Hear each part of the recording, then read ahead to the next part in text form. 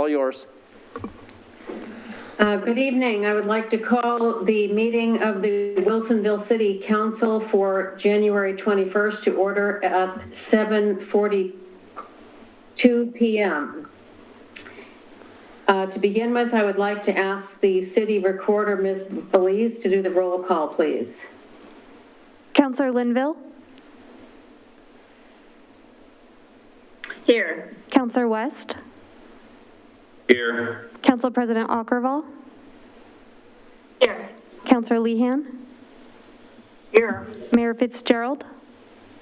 Here. Thank you. And if everyone would please mute their mics. I pledge allegiance to the flag of the United States of America and to the republic for which it stands, one nation, under God, indivisible, with liberty and justice for all.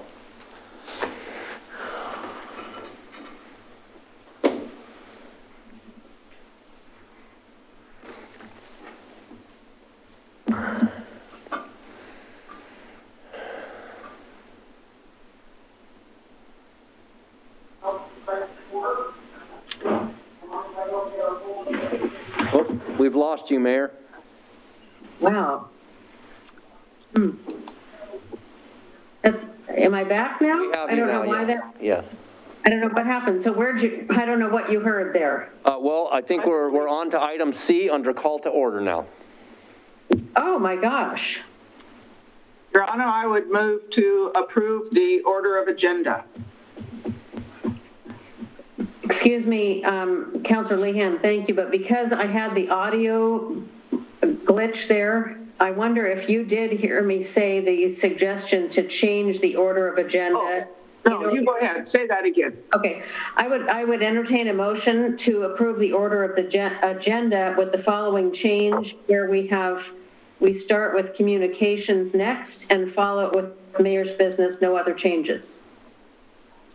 And I would move to approve the order of agenda as suggested, as amended by the mayor. Second, all in favor? Aye. Wait. Can I amend that also? Pardon me? Wait, just a minute here. Just an order of a point of order. Can I also, do we have to vote? Can I also amend the motion? Is what I wanted to jump in to do. Oh, I'm sorry. Okay. So we have a motion on the floor, and Councilor West would like to amend the motion. I'd like to amend the motion just to also move citizens' input to before mayor's business and also. So I guess it would be communication, citizens' input, and then mayor's business. So you need to act on the sub motion before you get back to the main motion. So he needs a second, Mayor. Is there a second for that? Councilor Linville, you're muted, but I believe... I'll second that motion. Is there any discussion? I'm not sure what the intention is there or what, since the mayor had asked for the previous, I would want to know why the mayor's running the meeting. I would want to know why, if the mayor had any feeling one way or the other on this item. Thank you. I'm not in favor of changing this. Mayor, can I add that there are several people that want to talk to the wakeboarding issue, and Ms. Neron intends to address that subject, so moving citizen comment before Representative Neron, I think a lot of her conversation might answer some of those questions as well.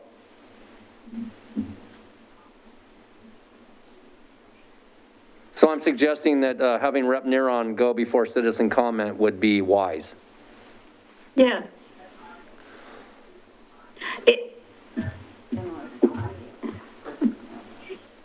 Councilor Linville. Your Honor, I guess I understood that and maybe I misunderstood the amendment, but that it was communications and citizen input prior to mayor's business. That is the amendment. Right. So I think what Mr. Cosgrove was saying that would not change that. Still, it would allow Representative Neron to still have her communication, and which may take care of the comments that some of our citizens have. Yeah, that was what I was suggesting. Thank you for the clarification. So we're suggesting citizen input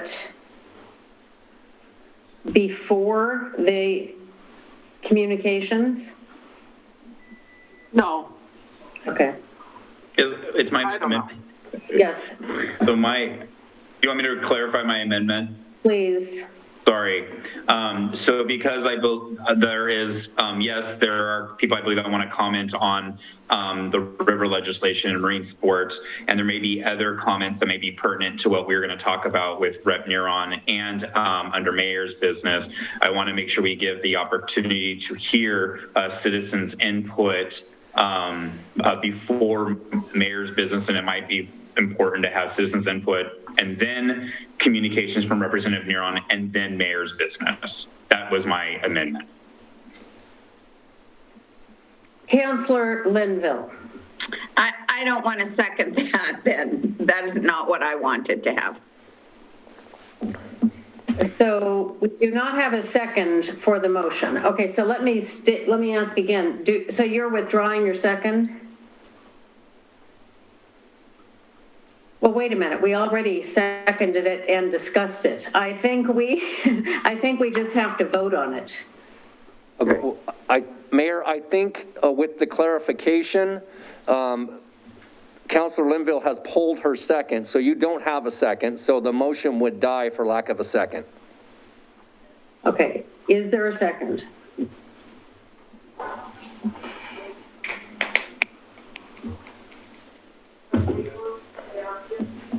I will second the motion so that we can have the discussion. Being the mayor, I would like to be able to give my mayor's business. So I am not going to vote for that. I guess in discussion, Your Honor, is that you still absolutely give your mayor's business. It would just allow people to make sure that all their elected officials, before we make possible decisions today, hear from those constituents and their thoughts as we move forward, because it's a little bit different in this meeting. So you would absolutely still have your mayor's business. The only difference is that we hear from the citizens first, and if they want to have a conversation that could impact their representatives and the vote that they may take or the position they may do moving forward. So all we're doing is listening to the citizens, and then later you would still do your mayor's business. Thank you for that clarification. Is there, so all in favor of the amendment to the motion, please raise your hand and say aye.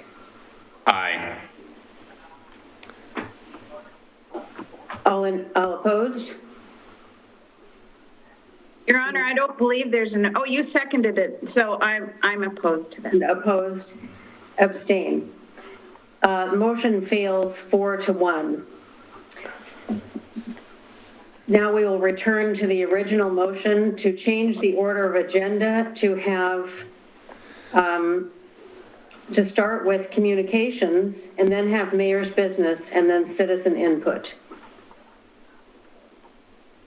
And we did have a second for that. All in favor? Raise your right hand and say aye. Aye. aye. Opposed? Opposed. Motion passes 4-1.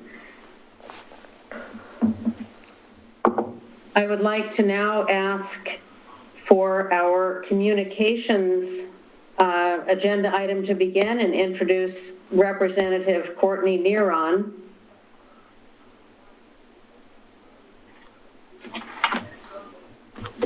Welcome, Representative Neron. For having me. It's good to see you all. I was able to hear the conversation, and I just want to reassure Councilor West and anyone who is here to speak that I will stay as long as I can. I really do appreciate staying and hearing the constituents, and it does sound like that's at the core of your motion, so I want to reassure you that that's my intention. And I'm happy to engage with people beyond this meeting as well if people want to reach out directly to me and I have my contact info in one of the slides at the end. So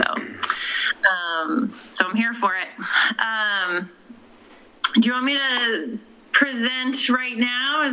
All right, it's my time. Okay, so thanks so much for having me. I put together a little presentation. I often do this kind of right before I come visit you all. Hope I have the date right on the front of it.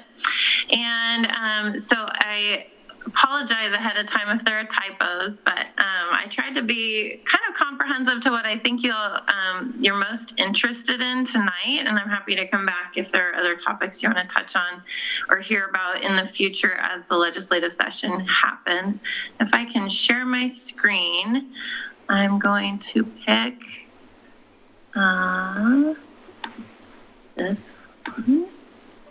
Are you able to see my screen? Yeah. Sure. And let's do a view, present. Row. We can see it. All right, there we go. And I've got to make you a little smaller. There we go. So the 21st day of the 21st, well, let's see, the January 21st, 2021, 21st year of the 21st century. So it's a big day. All right, so a little legislative update, and I did kind of, how do I advance?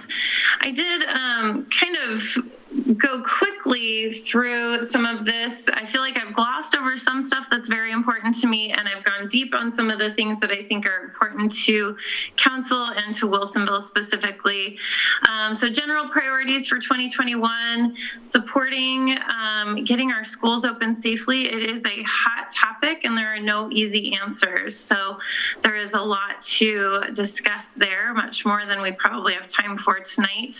I'll just prioritize saying that I do really believe that we need to be listening to our teachers who are providing the service, to our families who are helping to negotiate what they're comfortable with, and to our students who, as I go through my work, I'm trying to amplify and listen to the voices of our students and their wisdom. So, but again, our teachers who do the work are such a core and valuable part of the conversation, as they know what looks good on paper and in legislation or policy making, and how that potentially would play out in reality in a classroom. So there, again, is no easy answer, but grateful that our educators are being prioritized more now than previously for vaccinations, and especially if we're going to hurry the timeline with vaccinations on the horizon. I am hoping that our educators are safe, and that includes all personnel in the school building. As far as I'm concerned, our volunteers, our school bus drivers, our nutrition staff, that everyone is safely vaccinated. But I do want to call attention to the fact that our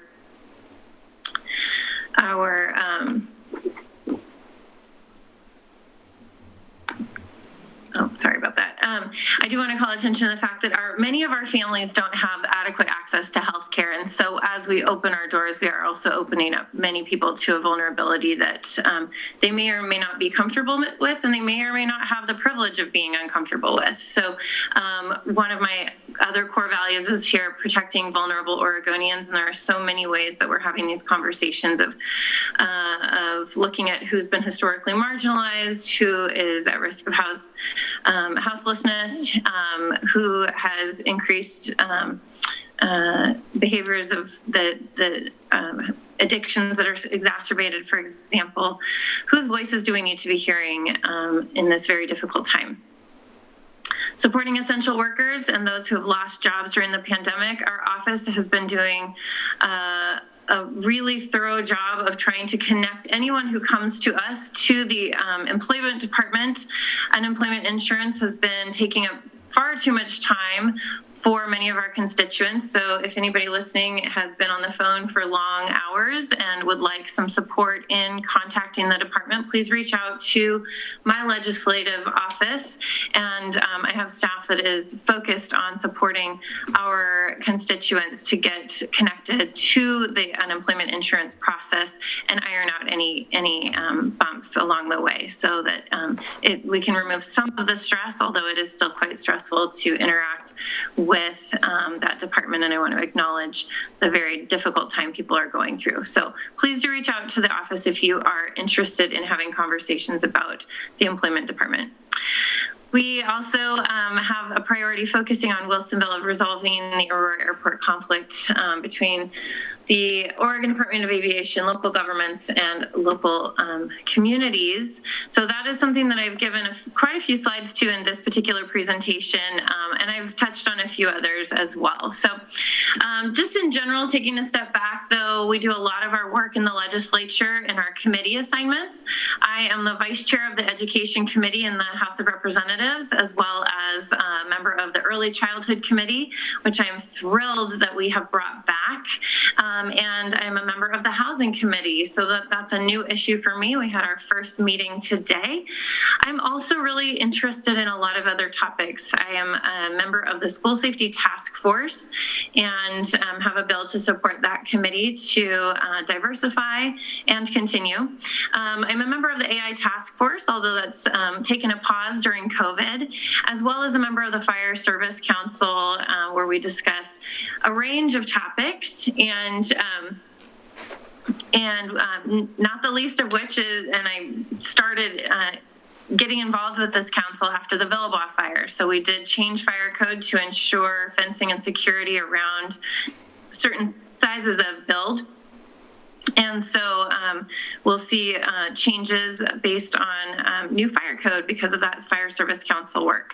I'm also a member of the Gender Responsiveness in DOC work group, where we talk about how we can be responsive to our incarcerated adults in incarceration, and specifically talking about how we can support the women at Coffee Creek, families who are experiencing a family member in incarceration, and especially their children as well. So I also led a behavioral health work group in education so that we can continue to talk about how we can respond in our education system to the incredible challenges that our students are facing with their mental health. And I'm very aware of that, not only as a teacher in my years in the classroom, seeing the anxiety and depression rise in my students, but as a parent, as so many parents watching their children go through a very difficult time right now, and wanting to make sure that we have a robust response. So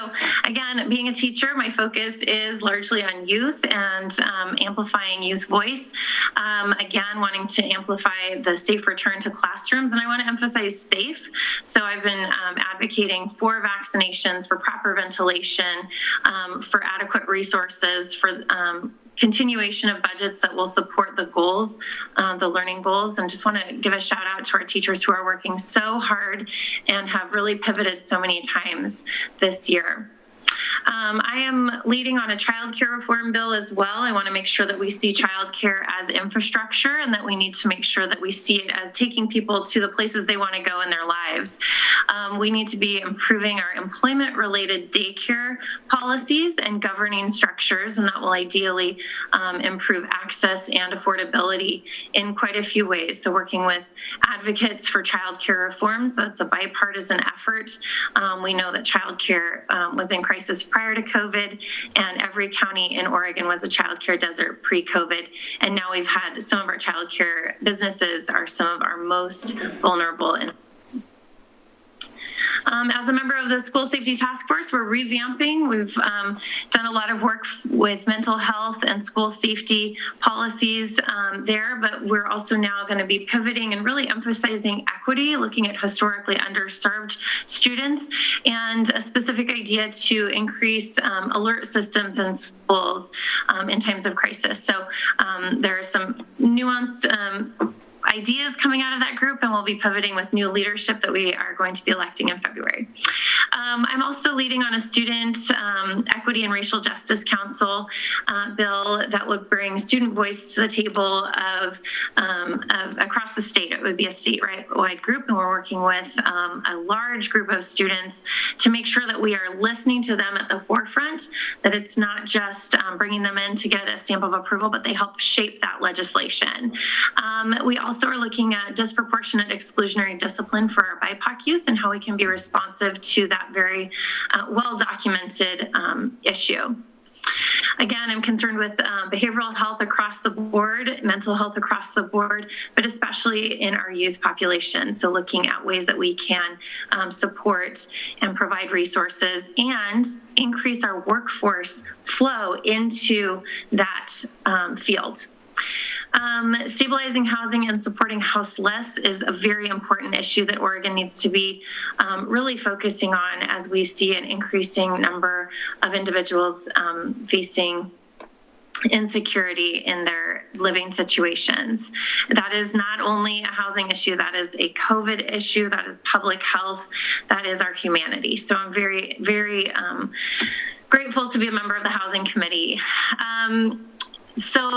And with that, also thankful that Wilsonville is working on equitable housing solutions. So I'm happy to engage and follow the conversations that Wilsonville is having for equitable housing. Our first meeting for the Housing Committee was today. So again, I'm at the forefront of my learning curve on that issue, but very passionate about stabilizing housing as a way of stabilizing so many other things. And also just want to acknowledge that the housing crisis is exacerbated by COVID, but was, again, kind of like childcare, was pre-existing. So we have additional impact now of the pandemic and of wildfires, and we're going to really have to aggressively address supply now that we've lost over 4,000 homes to fires in the past year, and cost, as we see the rising cost of housing go up. How do we help people enter the housing market and access stability across the board? Issues that maybe Wilsonville is more tapped into, and there are probably many, but I've just chosen three right here. The Boone Bridge seismic and capacity upgrades that I fought for in the 2019 session, we were able to get a cost to complete study funded, and the review for that should be out any day. In fact, it might have come out today, but it was a busy one, so I haven't checked email for that one specifically, but looking forward to diving deep into the Boone Bridge seismic study. It was this one will show us essentially how much it will cost to continue talking and how much it will cost to prepare this project for what we hope will be a federal investment on this interstate freeway. And then, of course, the Newburgh Pool, I'm calling it the Newburgh Pool preservation. I want to look at it that way. What is the right thing to do for the river? I've heard it called a boat ban. That's not really the way I see it, but it does redirect a new sport called wake surfing, wakeboarding. The wake sports, it redirects those wake sports, which are new, fun, impactful, to more appropriate waters, wider waters that maybe don't have quite such steep sides. So I have a couple slides on that later. Also, and I'll go into detail on this next, the Aurora Airport, I have a bill to address the Aurora Airport conflict next was an intergovernmental agreement process. So we'll go into that a little more now. I want to acknowledge the helicopters out of the Aurora Airport served our state well during our summer fire season. It currently serves some of our local companies who have corporate jets. We have hobbyists. We have people that are really passionate about the airport for the jobs it provides.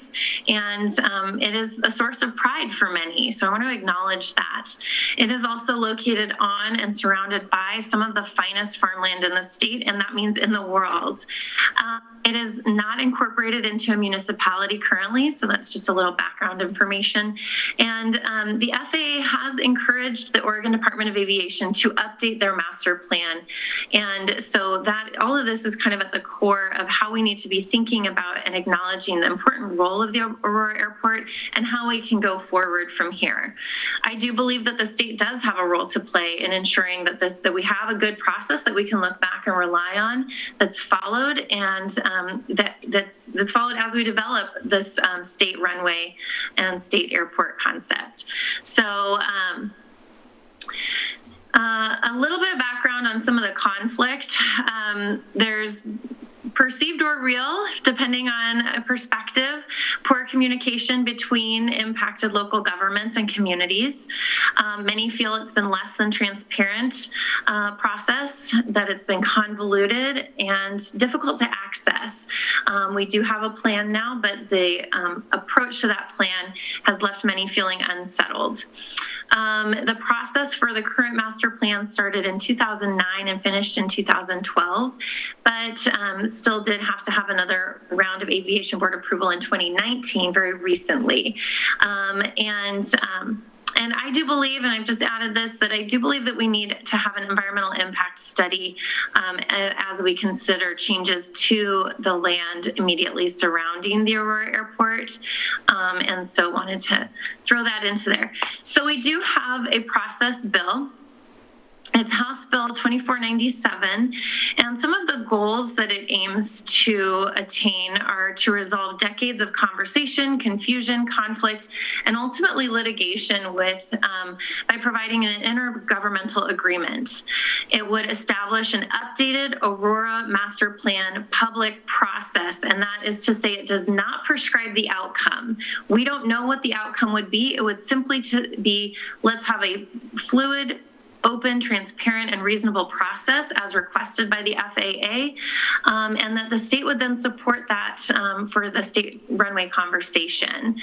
An intergovernmental agreement, as this House bill would prescribe, would include the Oregon Department of Aviation, 2 counties, Clackamas and Marion counties, the cities of Aurora with an eventual goal of annexation, which they are interested in, and the city of Wilsonville. That would include anyone within a 3-mile radius, and it would coordinate local government policy review for transportation and land use issues, as well as comply with Oregon's land use and public process laws and comply with the FAA requests and regulations.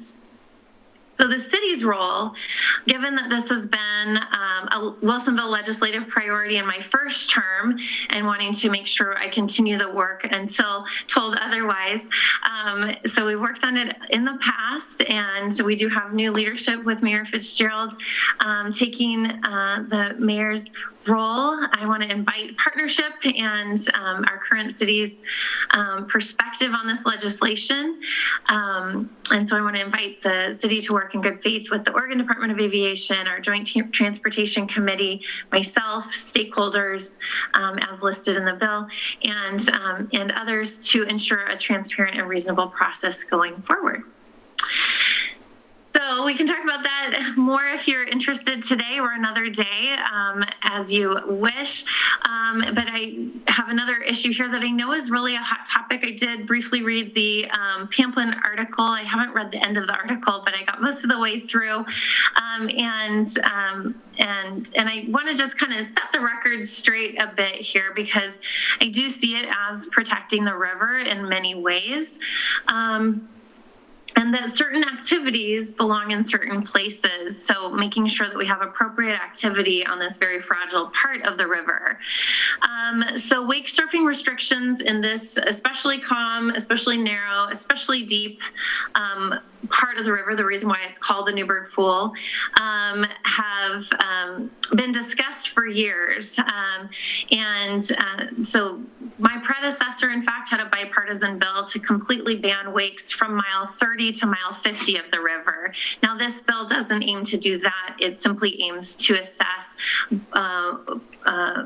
activity based on the weight of the boats, and that is a 4,000-pound limit in the legislation, which is kind of a compromise. It's a heavier boat than what's allowed on Lake Oswego, for example, but it's heavier than the 2,500 pounds that might have potentially been considered, but definitely less than the 10,000 pounds that the Oregon State Marine Board put into rule after our 2019 legislation, in which we requested that they rely on science, on potential impacts to the river, and consider the Willamette River Greenway in their legislation or in their rulemaking. And so the 10,000 pounds essentially lifts a lot of any of regulation. And what we have is boats that are quite heavy, that sink quite deep and create enormous ocean-sized waves in an area that is largely often like a pond when you look at it. And I have a picture of it later here that I took just the other day. But these ocean-sized waves are undercutting steep embankments and pushing lots of wave energy onto the shoreline, causing easily millions of dollars of damages to habitat and property. And the documentation of these waves also snapping boats and flipping boats, tossing people off their docks is well documented. Other states are this year taking action as well. I believe it's Minnesota and Virginia that are considering legislative action. This is a new sport, so this is a new conversation. And these wake boats are specially designed and ballasted for sport that really belongs in wide waters where waves can dissipate. So again, appropriate activity in an appropriate place. One could say that these are not appropriate waters for this particular activity, but this legislation does allow for a study to be conducted to refute science that tells us that this might be bad for those endangered species habitats and steep shorelines that we are so concerned about. Again, it would be a 4,000-pound weight limit to boat in this particular segment above the falls and into Newburgh, and it would authorize the study. It looks like I've got some redundancies. And then it also provides that a person shall carry towed water sports endorsement labeling on their boat if engaged in any towed water sport within the Newburgh Pool congested zone. And that is something that the industry does support, is making sure that all towed water sports have an endorsement and go through a process of understanding safety as they tow in our waters. If you have Newburgh Pool comments, you can direct them to me at my legislative information, which I'll put up at the very end, or the Oregon State Marine Board. And I just did a quick search and found this particular contact, marine.board at oregon.gov. And just wanted to end this particular segment with a picture that I took just the other night as I visited yet another homeowner along the river, one of our stewards of the river, Eyes on the River. They lost more embankment recently after the summer activities to what they said was undercutting of the waves all summer, their ledge sloughed off. So they'll be rebuilding their dock, their embankment. So this was just the other day in this beautiful Newburgh Pool, and you can just see how calm that water is. So don't want to end abruptly. I know you're going to have questions, so I'll leave this up a little bit longer, but I do welcome people staying connected. My email there at the top is rep.courtneyneuron@oregonlegislature.gov, and all representatives have this formula to their representative accounts. Our rep dot first and last name. Our senators are SEN dot first and last name at oregonlegislature.gov. So I want to give everybody that information. My legislative office is 503-986-14, and our House District number 26. And then I wanted to just flag that OLIS is a really great resource for people. So if you type in OLIS, O-L-I-S, and I actually think that's all you have to type into your Google search or your search bar, then you can immediately go to our Oregon Legislative Information System and look up anything that you're interested in, whether it's a session. You could look up past sessions if you wanted to see what the 2019 legislation was or what the 2017 legislation was even. You can go back in time. You can also check out bills by their number. I've got something covering there. You can check out bills by what's in their text. If you want to type in wake surfing, you can probably find stuff there. You can also search our committees, the Senate, House, and Joint Committees. And these are, you can see here, the committees that met today. So we've just kicked off our 2021 legislative session. And today was our first day in person in the Capitol. So you can watch us. Everything we do is recorded. We are trying to be as transparent as possible, knowing that the building is closed. I'm going to stop sharing my screen. Am I able to? There we go. So the building is closed due to COVID, and that's a safety concern, trying to keep our legislators safe so we can do the work of the people, but we are really able to be monitored because everything we do on record is recorded. So please do reach out to my office, and please do engage with OLIS, and let me know if you want any added information on how to engage with OLIS. And I'm just going to open it up for questions because I'm sure that there are probably things I didn't cover that you're wondering about. So I'll stop there.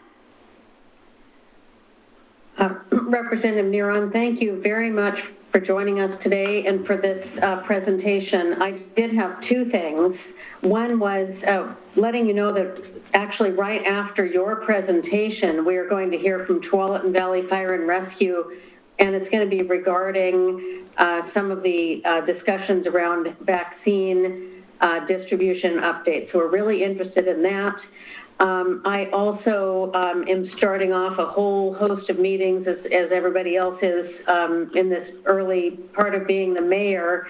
Today I went to a meeting with the Clackamas County Chair Smith and other mayors, and we talked about the vaccines as well, and are interested in, I think it's too early to know, but we are interested in looking for ways that cities can facilitate vaccinations when that comes. So just know that's something we're really interested in. And also, we are going to be discussing the bill regarding the Aurora Airport at this meeting today, and I know that you have asked for, I really appreciate you taking this on and carrying it forward. It's been a really big issue for Wilsonville for many years. We've had it on our legislative agenda for I don't know if it's 2 decades, but it's certainly at least 10 years that has been an interest, has been on our legislative agenda again this year. And I know that things got moving fast and the bill was dropped, is already, out there, and that it's important for you to have our strong support for sponsoring that bill. And if you could tell us something about the just the pace of the legislature and what we can do to stay informed and involve citizens in that bill. Yeah, thanks. To your first comment, I'm excited that Tualatin Valley Fire and Rescue is coming, and we now have a legislator who is a firefighter with Tualatin Valley Fire and Rescue who's been advocating for their role in the vaccination. So that's very exciting, and I'm really interested. I am going to stay and listen to the rest of the meeting tonight, or as much as I can. And so I'm thrilled to hear that.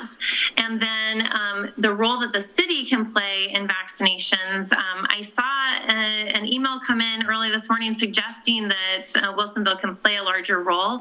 Thrilled and took that to Pat Allen as an offering. I'm hoping that we hear back from OHA, but I know my staff as well connected with their staff today so that we can continue to develop that conversation. I really appreciate that because I think that the way I've seen Wilsonville organize events, I trust that we would be able to do that with proper social distancing, with great order, and I know that some people have had a really hard time figuring out where to go for their own vaccine. My husband, in fact, has been just one of those people, a provider, seeing patients regularly as an optometrist, and wanting to make sure that he has access. But like so many people who are not tapped into a larger medical system, had to do that search like so many people have done for the inappropriate place. So I would love to have that partnership, and we are building those conversations to support the work that OHA is in charge of. We want to make sure that we have all those partnerships. So if others that want to engage in that conversation are listening, please do reach out. Reaching out to my office directly would be wonderful. You talked about how to engage with Aurora Airport conversations, and the chair of the Transportation Committee is very committed to this particular bill. Representative Susan McLean grew up near the Aurora Airport, and knows this issue, and some of the overtime, the institutional and historic knowledge that's necessary to approach this. So I say that because our Transportation Committee is going to be another place that we're going to need advocacy, voices heard when this bill comes for hearings. We will be requesting a hearing for final language as we work with partners. But once we get final language, if we have more amendments, we would work on that. And then we would request a hearing. Once a hearing has passed, we would request a work session where it would get voted out of committee and to the House floor. So that will be the process that I would love to engage with partners as people reach out to the city. They can copy me on emails or vice versa, and so that we can really make sure that we have some continuity there in communication. People can advocate to our office directly, and I know you'll hear from individuals and businesses and community stakeholders as well. So. Thank you. Does that thoroughly answer your question? I'm not sure if I left anything hanging. I think you did answer my question. Yes, Councillor West. Hello, my friend, Rep. Neron. I want to say ahead of the time, I have a couple questions for you on other legislation, but I just really want everybody to know on the record that Courtney Neron is one of the best champions for one of the vulnerable populations in our state that are near and dear to my heart. She has been for COSTA workers and for foster children. She has looked at innovative legislation, and it has been one of the joys of my public service and to help promote and work to better help that population. So I want to thank you publicly from the bottom of my heart. That legislation means the world to me and is very personal, and you have been one of the best champions in the State House to do that. So I want to say that. I think that when we have the opportunity to say when we have a good working relationship with somebody, that we should say that, and we should make sure that we point out those areas that we are finding common ground. I have a couple questions. One I have is I'm hearing a couple things, and so I'm going to fairly admit I'm somewhat ignorant on the voting legislation. I should probably be more well versed on it, but it's coming at me really fast. So I just have a couple questions that I might ask you, Representative Neron, and then I have one airport question for you.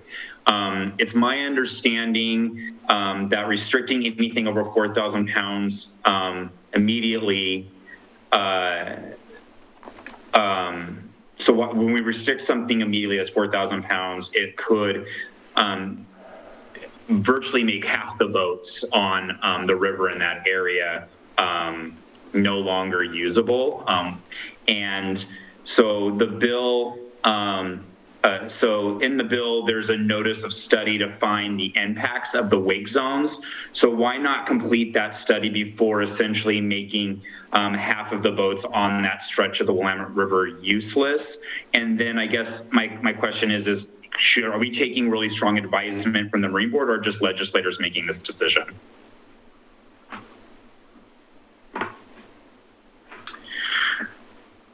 Really good questions. There were so many. Let me just write them down so I can, that last one is a bit more complicated. So I think there was one that I might have missed. So if I miss anything, help me go back and find it. Thank you, Ben. I really do appreciate working on our foster care bills, and all of the priorities that you and I have discussed are being taken care of, and have great chief sponsors, and I will be on them as well. Two things I wanted to celebrate in that regard. We were able to, with the emergency board funding, get funding for something that we've been advocating for a while, but especially in COVID with housing and homelessness being in such crisis, we were able to get a significant support for unaccompanied homeless youth. And so that immediately goes out to shelters that can open and had just beds that were just waiting for the funding to make sure that they were properly staffed and cleaned and et cetera. So that was very exciting. And also looking at two different concepts that will support foster youth as they age out of foster care. And so making sure that we have stable housing and support for youth aging out of foster care. So really focusing on that this week. Also, now shifting to, I think there was something that I might have missed here, but shifting to your concern about, the 4,000 pound specific, the usable boats versus, as you said, useless. I would argue that no boat will become useless after this. It's just going to prescribe where they can wake surf and which boats can be safely doing their activity in the wake in the Newburgh pool. So any boat that's in the Newburgh pool harbored there would simply be asked to do wake surfing in a different, wider space with not quite so fragile and steep embankments. So Hag Lake is a great place for a wider space. Detroit Lake, so asking boat owners to drive a half hour to 45 minutes, an hour away, to the Columbia River, wider spaces where waves are more appropriate of that size. And I think that one of the points I wanted to make is that with the study being something that we would do after this legislation would then prescribe, that is taking more of a precautionary stance. Show that it's safe before doing it here versus us or anyone having to prove that the erosion that has increased in the recent years is a result of the activity. So it would be taking wave science, knowledge of the riverbank, knowledge of increased erosion, and there are quite a few studies that are coming out now that are being peer-reviewed and that we'll be able to refer to science, but we do both industry and homeowners support work on a study, and so this would simply put the precautionary language in of show us that it's safe before doing the activity here. And safe for the habitat and embankment. NOAA Fisheries has become involved, indicating the sedimentation that happens when the silt, the soils are churned up is actually truly impacting native fish and their habitat in the areas that they truly need for preserving the fish population. And then the final question you had was, is it an Oregon State Marine Board or a legislator policy being brought forward? The Oregon State Marine Board has done the rulemaking after policy is made, and in our 2019 compromise bill, we allowed for the the Marine Board to assess what needed to be regulated, putting that what the pounds of the weight of the boat should be, and they assessed essentially any boat that can go up and down the ramps into the water are allowed, and so it wasn't necessarily pulling science into the conversation and pulling best practice. So we've had represented over time in this conversation industry and homeowners, and what I would like to highlight is that one of the things that we are bringing in is knowledge of habitat, knowledge of erosion, and the particular unique geology, the riverbank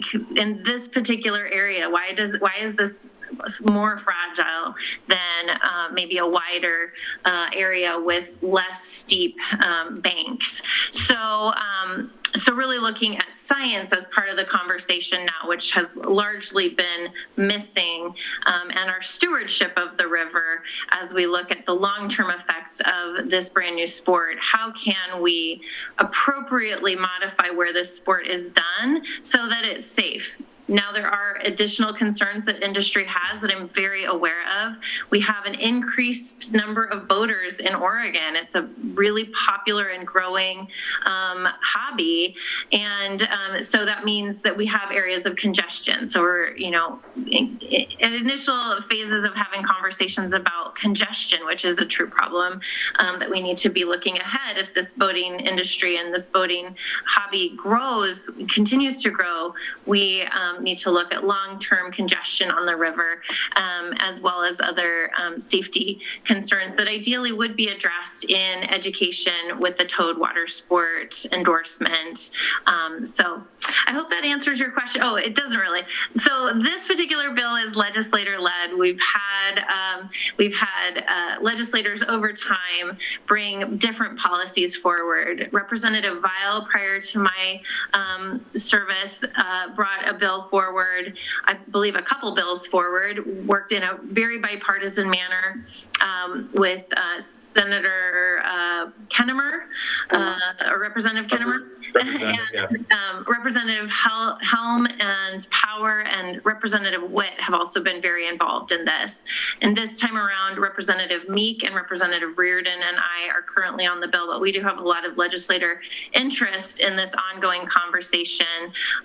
But at this time, we're trying to make sure that the legislators along the river are very aware of the legislation and that we are working with people and having conversations. So again, not opposed to conversation, and please do reach out to my office.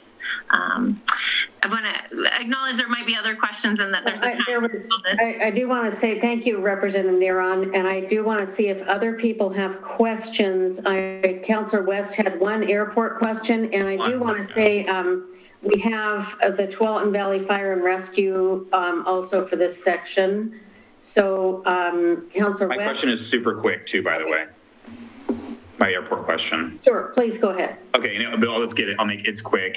On House Bill 2497, I think that's the bill that we're talking about, Representative Neron. I just was wondering if you were collaborative and consulted with Representative Drazen or Lewis. Drazen is representing Charbonneau, the most impacted part of our city, and she's the minority House leader, with this legislation before formulating it.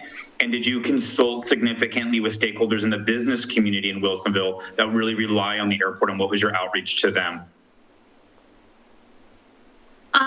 So this particular bill, we knew that Representative Lewis had worked on with Representative Viles, so we reached out to him. The meeting that he's able to give is not until the 26th, so we'll be meeting with him then. I did not reach out to Representative Drazen, but happy to engage in conversation with her. And then brought this up with the chamber recently and welcomed their conversation along the way. I know that they do have concerns, and so at this point I've worked with the city priorities that were brought forward in previous legislative sessions and tried to figure out, along with Representative McLean, who is very concerned about this, what the appropriate process is that's needed based on recent events, as recent as December, that seem to, again, underline the need for a transparent, reliable process and support for the Oregon Department of Aviation. Both the Oregon Department of Aviation and the Oregon State Marine Board are very small departments. And so in terms of what we're asking to do, sometimes these are kind of monumental tasks that we're asking a small number of people to do. So wanting to provide some state resources and support for a process that we can rely on in response to the FAA encouraging us to update our master plan. Thank you, Thank you so much. Thank you. Councilor Linville. Representative Neron, thank you for being here. It's so good to see you again, and thank you for having immunization conversations with me. I appreciate that. And as you know, I think as well have been contacted by the West Linn Wilsonville School District, and they're just anxious, so anxious to get back to school, and all of your help to get immunizations out to those school staff. And if there's anything that our city can do to help with facilitating immunizations, I know that all of us stand ready to help as much as we can. And I know the schools are saying that they're willing to open up their facilities in order to do immunization clinics, and I think that's really a smart thing to do. They've got the facilities and the freezers and the parking and volunteers. One of the things that I know that you, and you've mentioned this numerous times in your presentation, and I appreciate it, and that is your interest in having conversations with people. And I just wanted to be sure that our constituents know that that is really true, that you really are open to input, particularly as it relates to the two issues that are probably more, affect individuals as well as businesses in our community. And I know that I want to be sure that people know that they can also contact me about concerns, and that I'm willing to have those conversations with you as well about issues. I support the position that the city of Wilsonville has maintained for decades almost, that as it relates to the airport, and I appreciate the idea of a open and transparent process. And I think we as a council and as a legislature also just need to make sure that our constituents know that that means we want to hear from them as well. So thank you very much. I really appreciate that, Councilor Linville.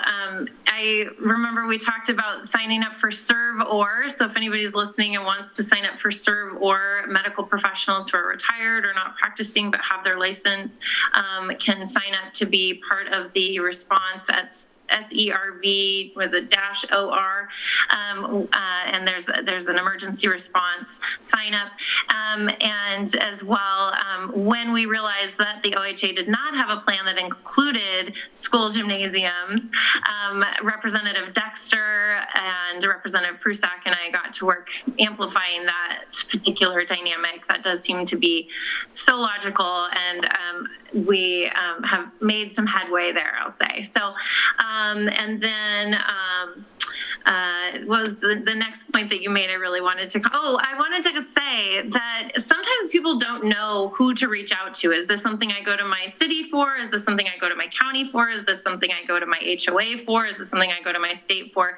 So I wanted to offer that my office often can act as kind of a triage, like who do I talk to is a very fair question a lot of the time, and our office can help figure out what level of government, who in the area is the best person to reach out to. And I've built partnerships so we can do these handoffs so that people can find out exactly where to have those conversations. So I wanted to welcome that partnership with the city, and for anybody watching that we can help figure out who to talk to for your questions.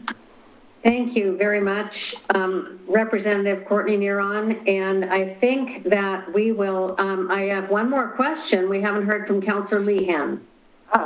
Well, I just wanted to say thank you, Representative Neron, for everything you do you have just done such a great job in such a short amount of time on so many fronts on all of these issues. So I'm very impressed with your work at the legislature on behalf of your district, particularly on these two issues that we've discussed at length here, protecting the Newburgh pool, which is fragile in so many ways, and but also the current legislation regarding the Aurora Airport. So mostly I wanted to know how we can be most helpful to you. If you would it help for us to make a motion in some regard on these issues, or what timing would that be, today or later? I know that the bill is still in the evolving state. There are a number of changes, amendments that are under consideration, so we don't have something exactly to endorse, perhaps, but what would be most helpful for you coming from the city of Wilsonville? Oh, thank you. I think continued partnership and conversation is always welcome. If this is on your legislative agenda, then that is what I try to do, is advocate for the top issues of the cities that I represent. So letting me know where it is on your priority list going forward with new leadership. I want to respect that there potentially is a changed conversation and wanting to just open that possibility. So offering suggestions for improvements to the bill if you see anything. It is in a phase where we can ask for amendments, and it's still malleable to an extent. And so we want to I just want to open up in partnership. And again, if it's on your legislative agenda again, then it'll be something that I advocate for on your behalf. And I would just say, I think that the constant legal battles and land use battles with the airport or airport interests are wearing everybody down on all sides. And this bill is intended to give everyone a seat at the table and allow us to bring disparate opinions on a variety of issues together for different jurisdictions and different interests, and work towards finding a way forward that's not so contentious. So I'm very supportive of the bill, and I think that the council is as well. So I'm happy to make a motion this evening or whenever is most helpful, or later in the meeting. I don't know. I'm kind of looking for direction from either you or the mayor. Thank you. I'm going to look to the mayor for this one as well. I'm not going to determine your timeline. But you are certainly working on behalf of our priority legislative agenda, and we encourage you to go forward with that, and we are going to discuss it again under mayor's business. Okay. So, Councilor Linville, Just a quick question. Representative Neron, does it matter to you whether this is, you have a recommendation for us for this week or in 2 weeks? Does it matter? I will be working on the legislation now that we're in session. Things sometimes do move quickly. I can work with your timeline if you need 2 weeks to make decisions. But for, you know, I don't want to hurry decision making and conversation. So 1 week is fine. I can work with 2 weeks as well if that's the timeline you prefer. thank you, Representative Neron. And I think we will now ask for our Tualatin Valley Fire and Rescue presentation. Thank you so much, and I will stay to listen to that and to the comments later on. So I want to let everybody know I appreciate the input already. Thank you.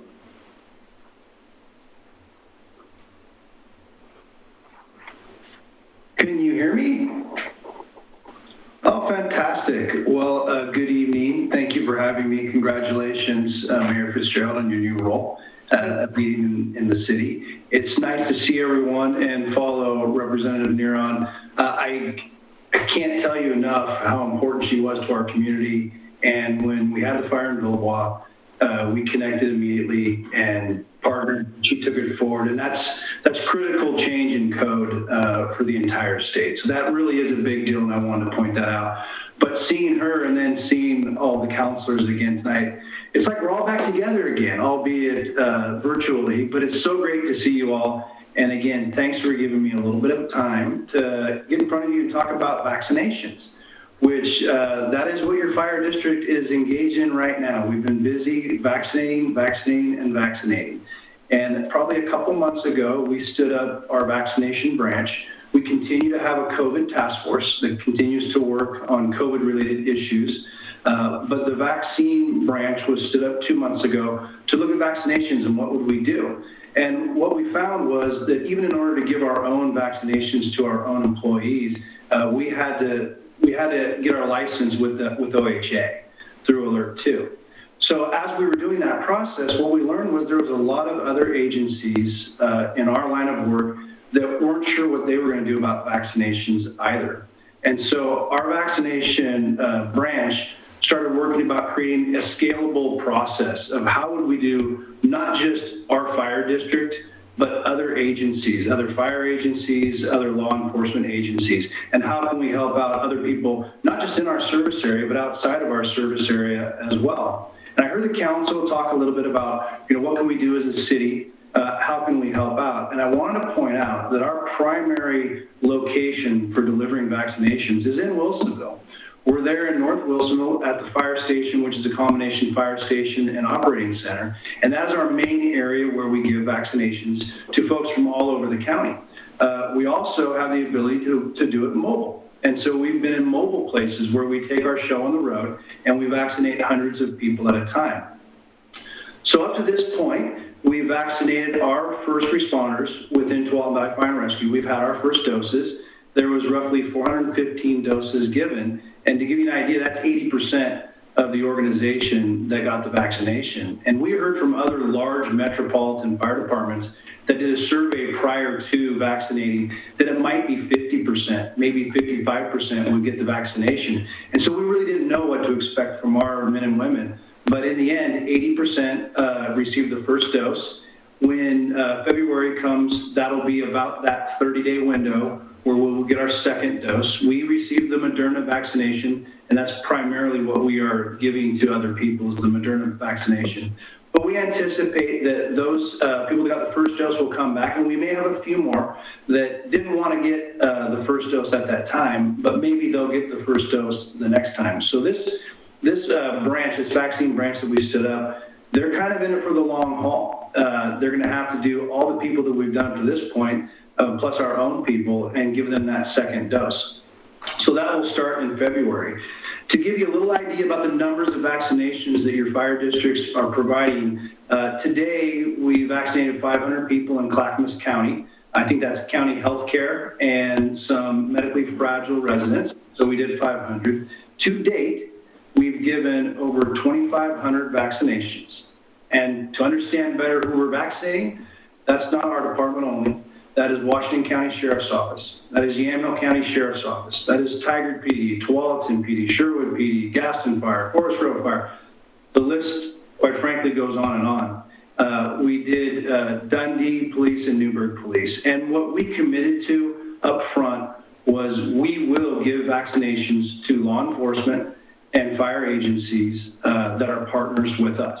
And that was our commitment. That being said, we do not control the vaccinations. We are merely the custodian of the vaccinations that are given to us. So when we go and we move to a Yamhill County pod, which is our point of deployment, or where we actually give the vaccinations, those are their vaccinations that they give us to use and give out. When we do it in Washington County allots us vaccinations, and those are the ones that we were supposed to give out. We have not wasted a single vaccination in any of our pods or any of our deliveries. So we're actually somewhat of an exception to a lot of places where we are actually dispensing all of what we are given, which is very positive. I can tell you that in addition to the 2,500 vaccinations that we have done thus far, next week alone, we will do another 2,500 vaccinations. And those are group phase 1A people. So beyond that, we are still maintaining a high level of PPE. We understand that one vaccination is not enough for our personnel. We will continue to wear the high level of PPE and the face masks well into this and after this. I see that you're doing the same thing there at City Hall, which I appreciate. And we will always keep you updated with what's going on, what's new, and what's happening with the fire district. So I also love hearing city council meetings in Wilsonville because, as you know, it's just not our service area, it's my city too. And so I'm very interested in the things that you're talking about. So those are the facts and figures I have and what we're doing, and I would welcome any questions you might have about what we've done to this point or what we plan to do in the future. Okay, Councilor Ockervall, Council President Ockervall hasn't had a question for a while. Thank you. Thank you so much. This is encouraging news to hear, and it's very encouraging to hear about, it sounds like the increase in the number of vaccines that are being administered is happening rapidly. I wonder if you have any comments on that second dose and people's ability to receive the second dose, as there is a lot of demand for vaccines, and more people are able to get the vaccines and have access to that. I know in the community, we hear conversations and maybe concerns about, is that second dose going to be available, or how is that being planned? Do you have any comments that you can bring some clarity to that situation? Yeah, it's a question that clearly our personnel were asking from day one. I've got my vaccine, am I going to get the second one? And my understanding is yes, they do have those vaccines reserved. So for everyone that we've given, they have the backup for that vaccination. I think one question I heard, or comment or question earlier for Representative Neron, was about educators and teachers. And we are at the ready to be able to do that. And we will do that for educators in Yamhill County. But in the Portland metro area, those counties work together, and they have a plan that they developed with the Teachers Association so that they can give vaccines in mass vaccination sites for educators. So at this point, we have not been asked to provide any vaccines other than the 1A1. And I think we're doing a few of the 1A1, 2 through 4. They keep changing who's in that. But at this point, to your question specifically, yes, we fully expect to have those vaccinations ready to go at the 1st of February so we can start the second doses. Great, thank you. This is exciting to hear. Thank you. Councilor West. Chief, thank you so much for your presentation. This is something I get to deal with every day at work. And the patient population I deal with is super high risk. So this is really exciting to hear. I I don't know if you already can speak to this, if you guys already have this resource put together, and I think on like a local level for easy access, and maybe Brian, you can jump in. I know OHA vaccine, ohsu.com, .edu, I think /vaccine, I think that's right, talks about a lot of the rollouts, the mobile sites where you can get vaccine, where you're at on 1A, 1B. I think we're starting to transition quickly into 1B. I believe teachers can start getting their vaccines, I believe on the 25th of January. And then on the 8th, I believe seniors population or a more mature population, 80 plus. And so I'm just wondering if there's a place we can put websites, or do we have on our website, can we say, here's OHA, here's OHSU, here's TBFNR, and here's the resources that you can go. Do we have a succinct place where people can get quick information all at one of the major players on this? I don't know if that already exists, but if it does, terrific, but I thought I would suggest that. Yeah, it's a fair suggestion, because to everybody's point and concern, there is a lot of interest in when do I get my vaccine and how do I get my vaccine. Much like you, Counselor, I get asked all the time, when do I get mine? My wife is asking me, when do I get mine? I'd love to tell her, but the reality is we're dependent on the supply chain. So while we can put people in new groups, and their group, as in the teachers, will come up next week, I think the 25th or 26th, but are the vaccines there? My understanding is the vaccines are there for the teachers. They reserve those, set those aside at OHA, not locally. But your second part of the question is, I can't speak for Clackamas County Public Health, but for Washington County Public Health, yes, if you go to their site, their vaccination site, they do have those kinds of things listed, and they will continue to update it as more sites ramp up and come up. And there's a little bit on, even people that don't fit in any of those phases or categories yet, it even speaks to that a little bit about what they can expect. Where would they get their vaccination from? Who would do that? So, and as an organization, while we do have the capabilities to vaccinate, we are just a custodian, and they ask us to deliver to certain groups, and then if we can, we will. But we haven't committed to anything other than 1A law enforcement, fire, and then, vulnerable populations right now. Well, thank you very much, Chief. Really appreciate you coming to our meeting and making this presentation. I expect we'll have you back again soon, because this isn't over yet. City Manager Cosgrove. Thank you, Mayor. I just wanted to note that we do have Martin Montalvo in the waiting room if council has any questions about city staff getting vaccinated. I also wanted to note that I did send you all an email earlier this week regarding 2 upcoming workshops that Clackamas County Health will be putting on. So we'll have more information to share with the community. So if you have any questions for Martin, he is available. Otherwise, I will cut him loose for family obligations. So do any of our listeners have, do any of our counselors first have a question for Martin, or listeners?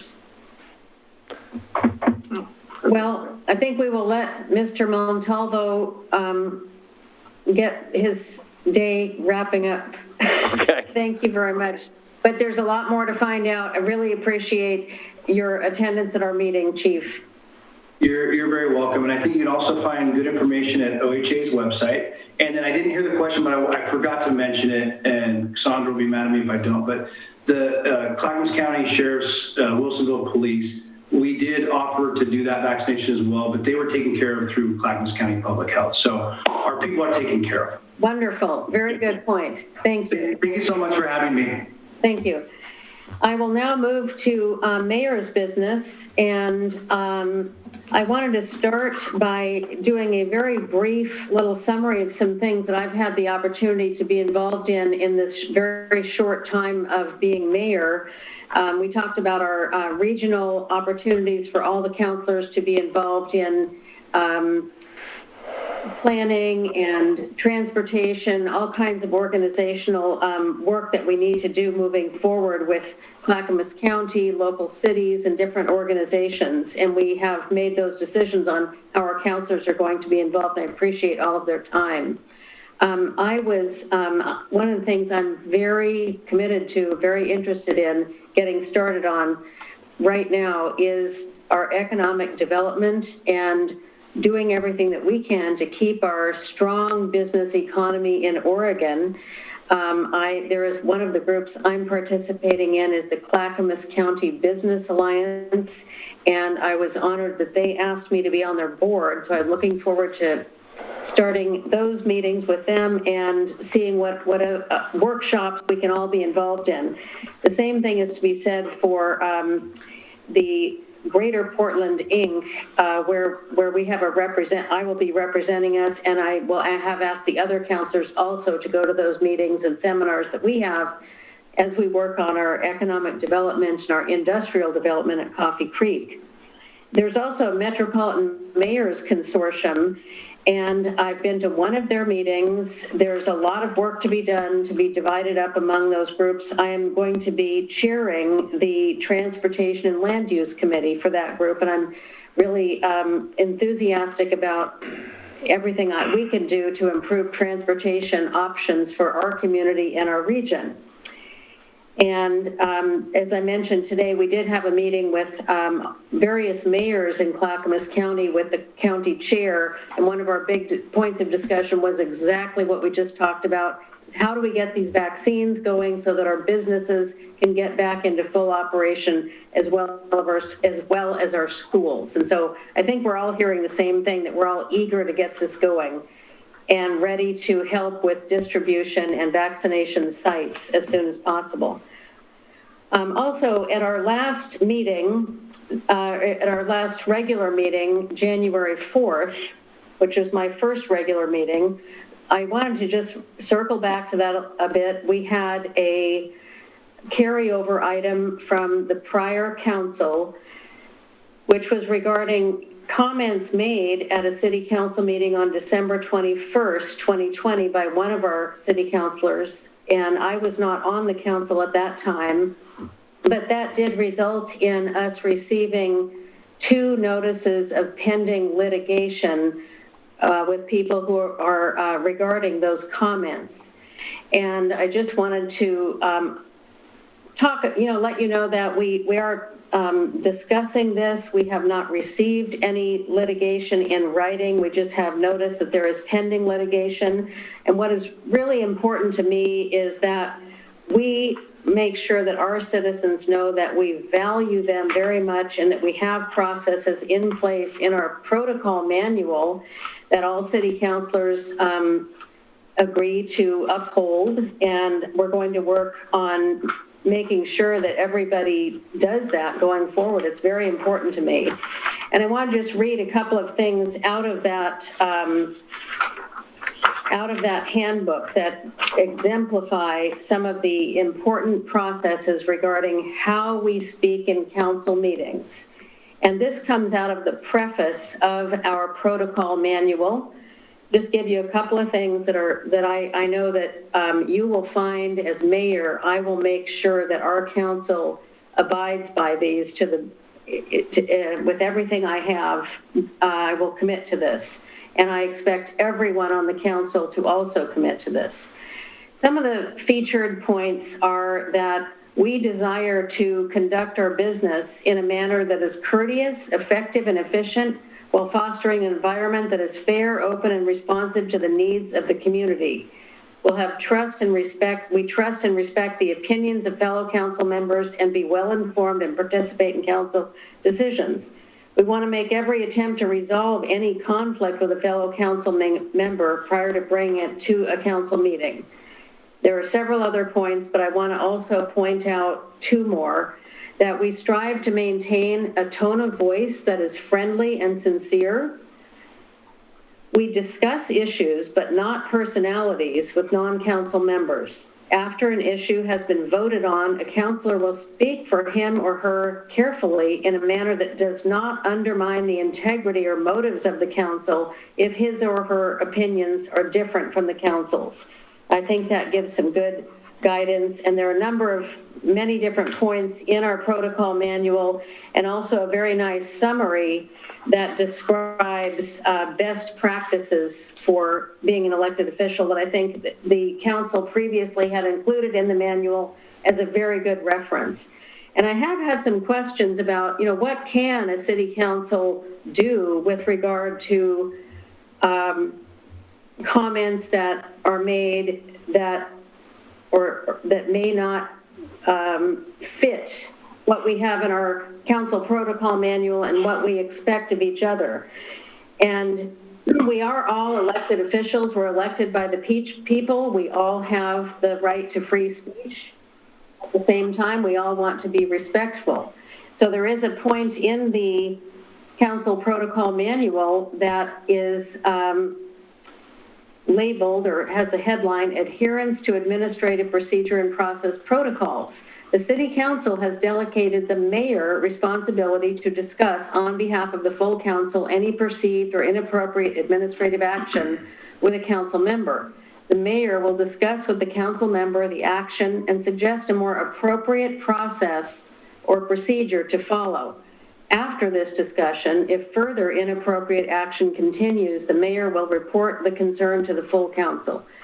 So that is a good tool that we have, and I look forward to a year where we will be operating in compliance and upholding that manual. So that is something I think is very important.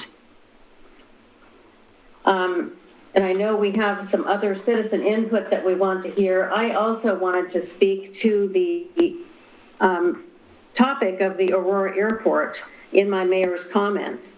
I just wanted to put it in context. This is a 10-year plus conflict, as we've heard before, and it's really between the Oregon Department of Education and the citizens of Oregon who live around the airport. And we've been talking about for a very long time. I certainly know that I talked about it a lot during the campaign, that this is an avoidable conflict. And we want to have a seat at the table. You heard us say that many, many times.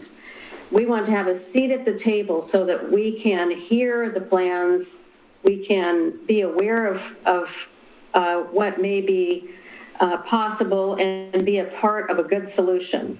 And so this conflict really goes back to 2009 when Clackamas County and Wilsonville were excluded from an intergovernmental agreement between the Oregon Department of Aviation with Marion County and the city of Aurora. It was illustrated by a gerrymandering map where at one point Wilsonville was cut out of that region that was part of the intergovernmental agreement. And the idea was to establish a forum for collaborative communications and coordinated intergovernmental planning regarding land use and transportation issues associated with growth in the airport area. So prior to and after Clackamas County and Wilsonville's exclusion from the aviation intergovernmental agreement, both the county and the city continued to request participation in joint planning activities. Our repeated requests for meaningful participation made before the agency for the past 10 plus years has been completely ignored by the leadership of the Oregon Department of Aviation. Subsequently, the Aviation Department commenced in 2010 an update of the Aurora State Airport Master Plan. What had been initially an in-depth community engagement effort devolved quickly, and a lack of transparent decision-making processes dragged out for 10 years. For example, the 2012 Aurora State Airport Master Plan finally had key documents approved in 2019 that were to be approved prior to adoption of the plan. This belated component of the 2012 Aurora State Airport Master Plan decision-making process is part of what is under appeal recently to the Land Use Board of Appeals. So you might ask, what are some of the issues of concern regarding the Aurora State Airport the proposed new developments? What is Wilsonville's interest in the growth of the airport located just 1 mile from city limits? Important issues of public concern are not being discussed by state agencies and local governments in a coordinated fashion pertaining to increased urban-level activities without municipal governance concerning the Aurora State Airport that is located in Oregon's best farmland of French Prairie. So some of these issues are surface transportation impacts, the roads in the vicinity of this state airport, are generally older, unimproved farm-to-market roads that lack shoulders and sidewalks.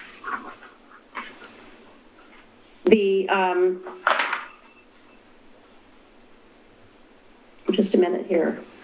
During the Portland Metro Urban Reserves process in 2009, the Oregon Department of Transportation alerted officials that the estimated cost to improve surface transportation facilities just south of Wilsonville and the Willamette River, including the I-5 Boone Bridge, would exceed $500 million. Soon, we're likely to hear from ODOT that doing the proposed I-5 Boone Bridge improvement is going to be another staggering figure. We're going to hear about that soon, and ODOT is ready to release the report. Increased activity at the airport will create more traffic that is not being planned for in a coordinated fashion. And to me, it's very important that we know we have problems with the Boone Bridge. We know they're significant, and they should be addressed and understood before we make them even worse with further traffic congestion brought on by a certain level of the development that we still don't understand because we have not been invited to have a seat at the table. We lack alternative transportation options. The airport is not served by any public transit provider, and local roads lack bike lanes or sidewalks, so that makes it even more difficult.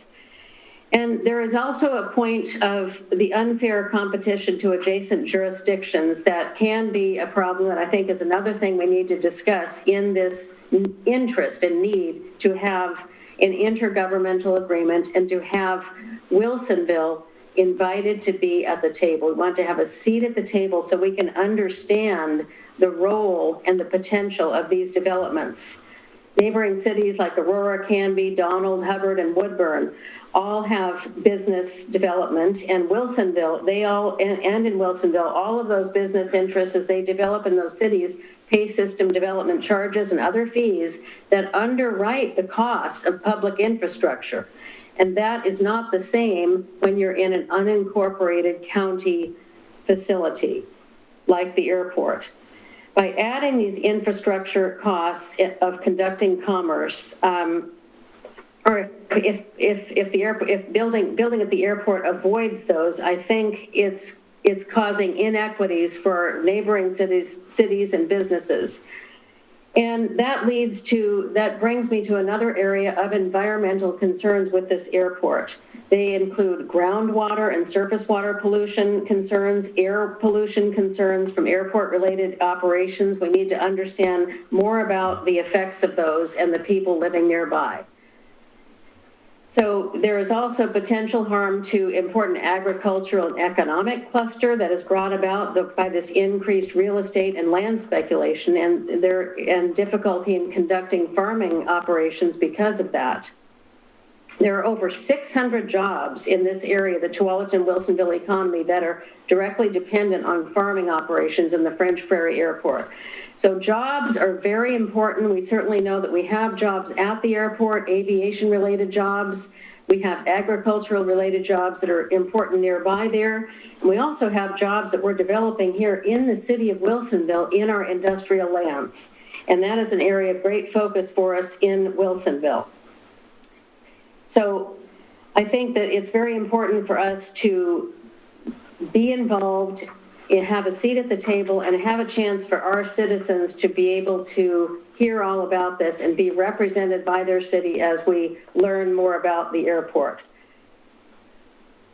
So I really appreciate this help from Representative Neron to get a bill going. I have had the opportunity also to talk with Transportation Committee Co-Chair McLean, and I think we have a lot of momentum going. I also was invited to a meeting with Director Stansbury, who's director of the Oregon Department of Aviation. We had a very good conversation. She did give me the indication that they are interested in, she does want to have us involved and basically involved in an intergovernmental agreement. I heard her say that. I'm very enthused about it. And I think this is the time we need to keep the momentum and keep moving.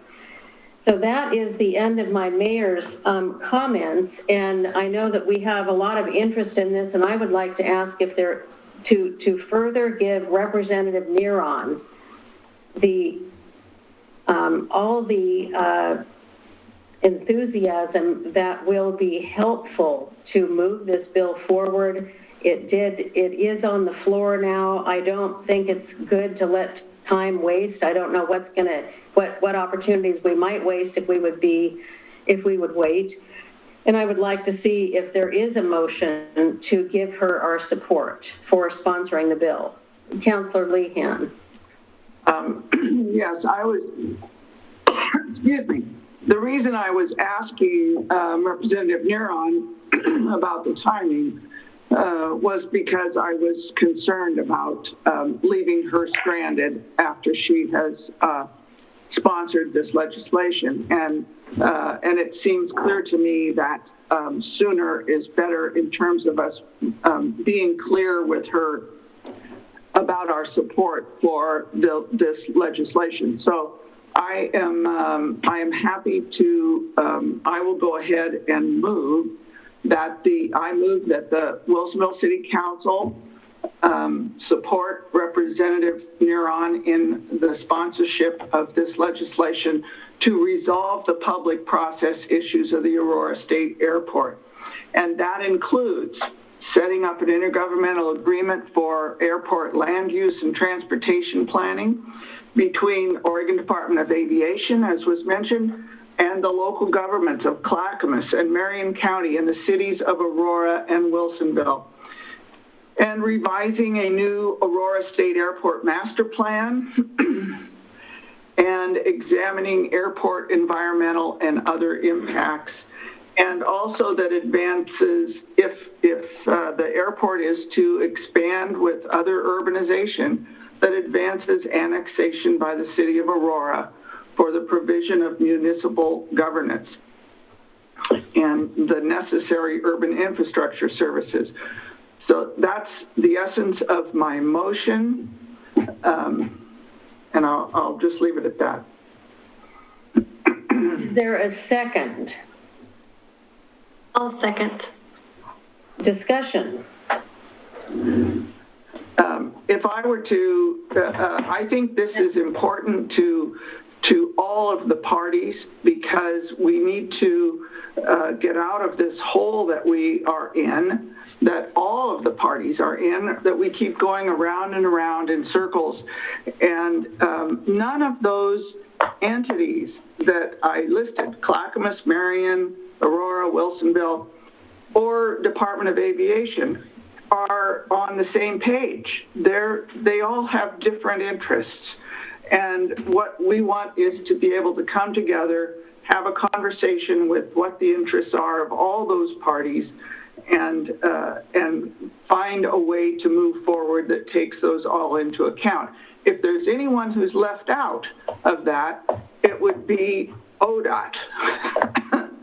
Because I think ODOT is the other player in here that they probably don't want to be involved, but they definitely have an interest in what happens in terms of development on south of the Boone Bridge. But I think it's an important first step.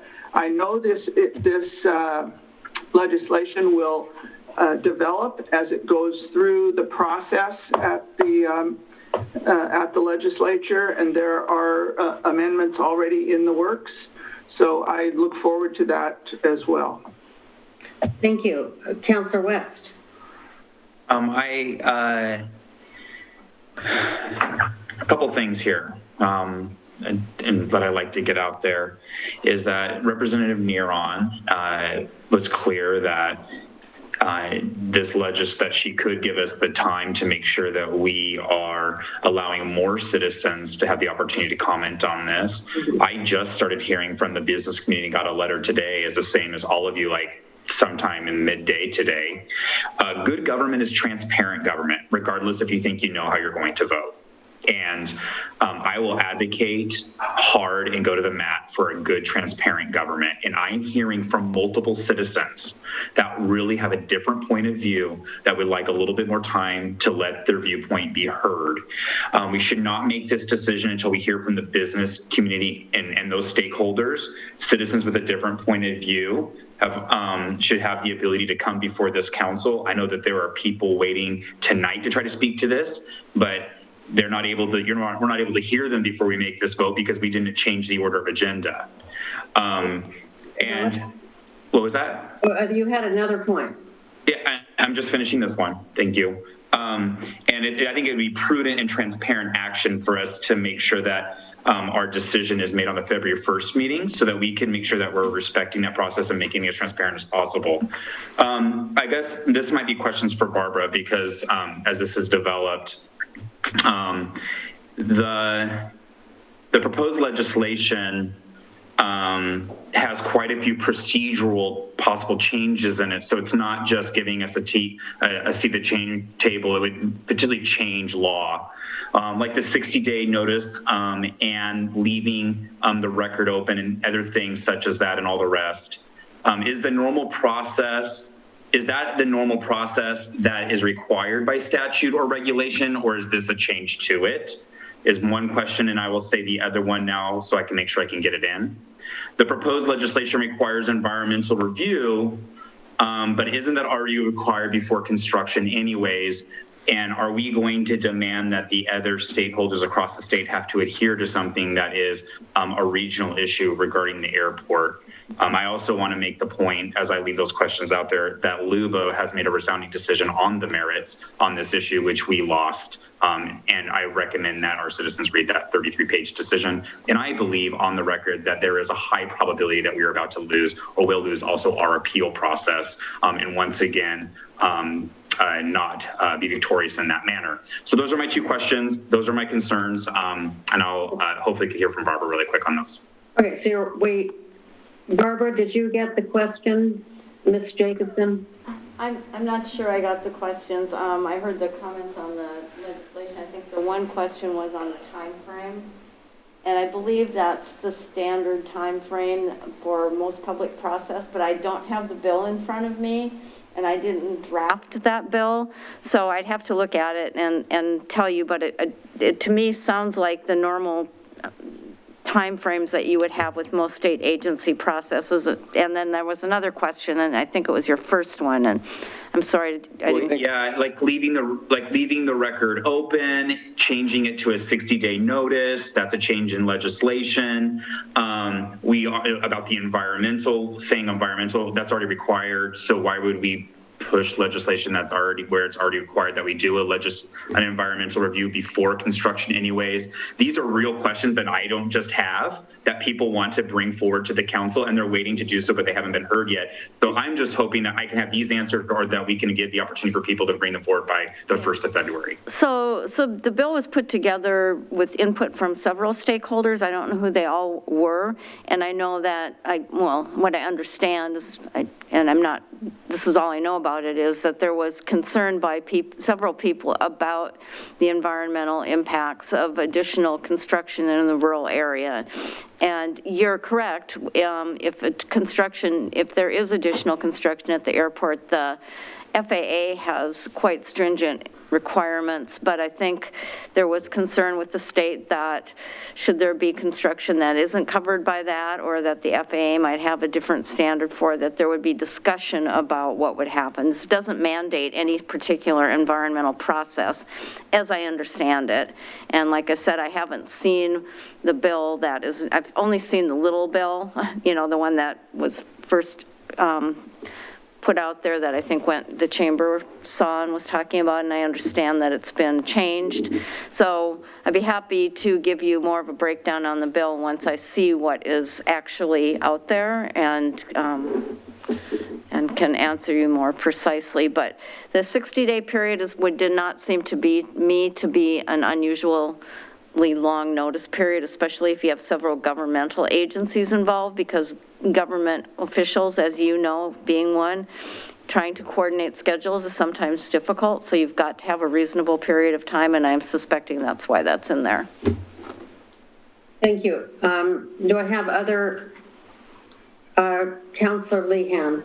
Well, I would just point out, in terms of transparency, it is the city of Wilsonville who held the one and only public forum on this matter. And that was in November of 18, and we had 200 people show up and 50 people testify. And that's when we heard from Wilsonville businesses. Where did they have an opportunity except then? We're the ones who presented it. This is what we're trying to get introduced into Department of Aviation, that they would have a more open and transparent process. It's the city of Wilsonville that has been pushing for transparency on this. We haven't been trying to hide the ball. This is new legislation, and so people should be able to comment on this piece of legislation. Legislation has a lot of things in it, and many people at that meeting, I was a councilor-elect at that time, I wasn't on the council, many people at that meeting disagreed with the point of view being expressed by the majority of the council tonight. And so I think when we look at legislation, it was an open forum presented only by the city of Wilsonville. There were many positions presented, and I would expect the same out of this process. Point of order, we do not have debate during discussion on a motion. Councillor Linville, did I see you have your hand up? Well, I haven't yet. I was going to defer to President Ockervall and give her due respect and let her speak ahead. I want to be certain that it's clear that we don't pass this legislation. This is not up to the city of Wilsonville to decide whether this bill gets passed in the state of Oregon or not. That is the role and the responsibility of the state legislature. And that is the same with the bill that relates to the Newburgh pool. And while we may have individual opinions about those things, it will be up to the legislature and their processes to decide whether this bill, in whatever form it ends up, gets passed. When I asked the question of Representative Neuron, I wanted to be clear that my position has not changed in terms of support for how the city of Wilsonville has previously responded in matters of the airport and the need to, as the mayor indicated, you've already defined the point of interest. My concern in asking her about timing had more to do with the opportunity for both our citizens and citizens that are within Marion County to respond and have input. And I believe that there is an opportunity for that to happen. There will be a lot of input on this bill, and that it is at its starting place. I think this council is probably, I don't know how the recommendation will come out, but I strongly want to encourage our citizens to respond to our representatives if they have concerns about this legislation. And I am totally convinced that will happen. There will be nothing that this council will do that will stop that. But I do encourage Representative Neuron. I also encourage Representative Kane and Senator Beyer, who both chair the Transportation Committee, to take citizen input and input from those folks at the airport.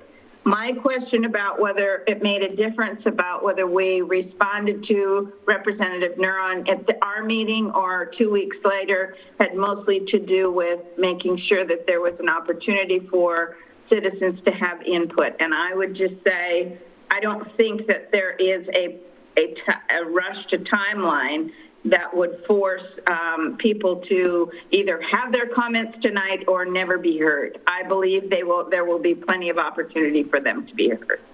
So that was my concern. Thank you. Council President Ackerval, did I miss seeing your hand? Sure. No, that's fine. I can make a comment here. And I think I agree with comments just made now by Councilor Linville. I think I would be quite concerned if I had reason to believe that there was not going to be space for citizens to respond. But I don't see that as being the case. I see that this is in a place where refinements can still be made. That was just explained by Representative Neuron. I see the spirit of this as it is currently in its current form is that it's an encouragement and to have something concrete where different bodies are working together on this issue. And I don't see, I guess, a benefit in trying to delay that message that we want to have people working together on this issue that has been contentious. So I do see this as being something that could bring great benefit to the city, to the businesses involved, to our larger business community, to residents, to multiple parties. And I am left with seeing a lot of opportunity, I guess, in this piece. Thank you. If there's no further discussion, I would like to call for the vote. All in favor of asking Senator Neuron to sponsor this bill as described by Councilor Lehan, please raise your hand and say aye. Aye. Aye. Aye. All opposed? Nay. The motion carries 4-1. Thank you, and I look forward to a lot of citizen input here, and will support that. Okay, thank you very much. I'm not hitting it out of the park on having a short meeting. No, Your Honor. Yes. Could I just make one comment? And I don't know if it's possible. I know that the city did have the opportunity to facilitate an open forum several years ago, and I know that regardless of whether there's input coming in that is in support or not in support of this, but perhaps there might be some way that we might at our next meeting have some discussion about maybe the possibility of facilitating some kind of another open forum. Thank you for that comment, Councilor Linville. And now I would like to move to our citizen input and community announcements. This is an opportunity for visitors to address the City Council on items not on the agenda. It is also the time to address items that are on the agenda but not scheduled for a public hearing. Staff and the City Council make every effort to respond to questions raised during citizens' input before tonight's meeting ends or as quickly as possible thereafter. Please limit your comments to 3 minutes. And it says, we have this note, use the raise hand feature of Zoom to let us know if you would like to provide comments. And I will ask staff to assist me with this because I don't think I can see that. Raise hand. Yes, Douglas Lanphier. Douglas Lanphier, please go ahead. Actually, this is Jamie Arbin logged in under Douglas Lanphier's computer. So this is actually Jamie Arbin, citizen of Wilsonville. I'd like to take a moment to thank the mayor for taking some time to address the situation with the council with the situation that is still unresolved in my eyes for the comments that Ben West made directly at me at the council meeting on December 21st. And I would like to make sure that that is still addressed. Regarding pending litigation, I've simply asked for the letter of apology that I'm due and signed by Ben West, which could avoid some serious problems for the city. I have retained counsel, and I am hoping that this issue isn't buried with the discussions on the airport or with the presentation with Representative Neron. Just thank you all for considering my testimony, my letter, the letters that were sent in on my behalf, and also thank you for finalizing my appointment to the Development Review Board. That's all. Thank you. Thank you, Ms. Arbon. And next. Brian Asher. Brian, go ahead, Brian. Good evening, Brian Asher, Mayor of Aurora. Thank you, Mayor Fitzgerald and City Council for all your hard work and time. Mayor Fitzgerald, you couldn't have read the information any clearer and said it to the very precise points that we sit here in our little small town of Aurora trying to just get some clear information and be part of the growth that's outside of our city, which we would enjoy being inside of our city, so we have a say at the table. And thank you very much for supporting us and being part of this.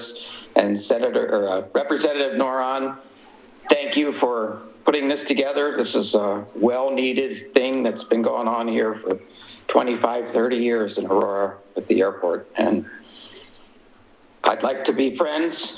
Ben, I think we could all benefit from this, and being together on this whole subject and working together with the airport and getting the growth on all of us to benefit. We love the airport. We just want it to be part of our city and have a stake in what goes on up there. So thank you all for everything. Appreciate your time. Thank you, Mayor Asher. Glenn McCord. Glenn McCord, please go ahead. Hi, can you hear me? Yes. Thank you. For the record, my name is Glenn McCord. My address is 8365 Southwest Metolius Loop. Mayor, council members, and fellow Wilsonville residents, as a 16-year resident of Wilsonville, I felt it necessary to discuss and state my opposition to State House Bills 2555 and 2725. It is disappointing that we are discussing House bills about the Willamette River when we are in the midst of a pandemic. Our kids cannot attend school in person, and small businesses are suffering. That being said, here we are. To clarify statements by Representative Neron tonight, surfing is not a new sport. It has been around for more than 15 years. Boat waves are not ocean-sized. Waves are less than knee-high at the boat and decrease as they travel away from the boat, losing energy. This is documented by a recent wave study on the river sponsored by the Oregon River Safety Preservation Alliance. With respect to surfing, wake surfing is already restricted to 2 1.5-mile unpopulated areas out of 20 river miles in the Newburgh Pool. 17 miles of the Newburgh Pool is not a surf zone. In fact, the picture shown by Representative Neron taken tonight was taken in a non-wake surf zone. So surfing could not have negatively impacted that homeowner's bank. I know this because no docks occupy surf zones based upon the defined zones by the Marine Board. As for the bills, House Bills 2555 and 2725 will have a direct impact and negative effect to small business and homeowners in Wilsonville, as well as radically reduce families from recreating together. My wife and I have both sat on rules advisory committees separately for wake-related activities run by the Marine Board, so we fully understand the impact of House bills to families, businesses, and the boating community. State House Bills 2555 and 2725 will drastically limit the motorized boats on the upper Willamette River. Councilman West referred to more than half earlier this evening. These bills will limit the wake, let me take that again. These bills to limit loaded boat weight to 4,000 pounds, rendering a large portion of the boats who recreate on the upper Willamette River useless. If these bills were to pass, it would prevent families from recreating together and to build lifelong memories. With COVID limiting vacations, boating has become a popular venue for families to spend time together. Interestingly enough, the city of Wilsonville advertises in the spokesman stating that Wilsonville, Oregon pocket trips, explore wilsonville.com, a pocket of fun. This ad shows a picture of the boat on the Willamette River near the train bridge. This advertised activity will be severely impacted by State House Bill 2555. Small businesses will suffer under these House bills due to significantly reduced boating on the river and reduced visitation here to the city of Wilson. Jumping forward on my statement, I'd like to state for the record, House Representative Court, and in fact, her name is listed as co-sponsor on the bill that was talked about this evening. I'm surprised by this as our representative has been outspoken about supporting small business, especially through the pandemic, preserving the river for all to enjoy, yet she sponsors the bill. Interestingly enough, thank you, Mr. Representative Neron accepted more than $11,000 in donations from Mr. McCord. I really hate to do this, but we have had to be very firm with a lot of other citizens about the 3-minute limit, and I think we'd be getting into a really unfair area here. If you would please submit that full statement, anything that was missed in writing, it will be part of our record and we'll all have it. Yes, thank you, I'll do that. Thank you very much, I appreciate your patience. And thank you for coming. Do we have one more citizen? Eric Postma. Eric Postma. Thank you. Can everybody hear me okay? Yes. Okay. Hopefully you'll indulge me for a moment because I always need to start these conversations with an indication of why I'm here today. You guys see me a lot. So the hat I'm wearing today is as the chair of the Wilsonville Chamber of Commerce Public Policy Council.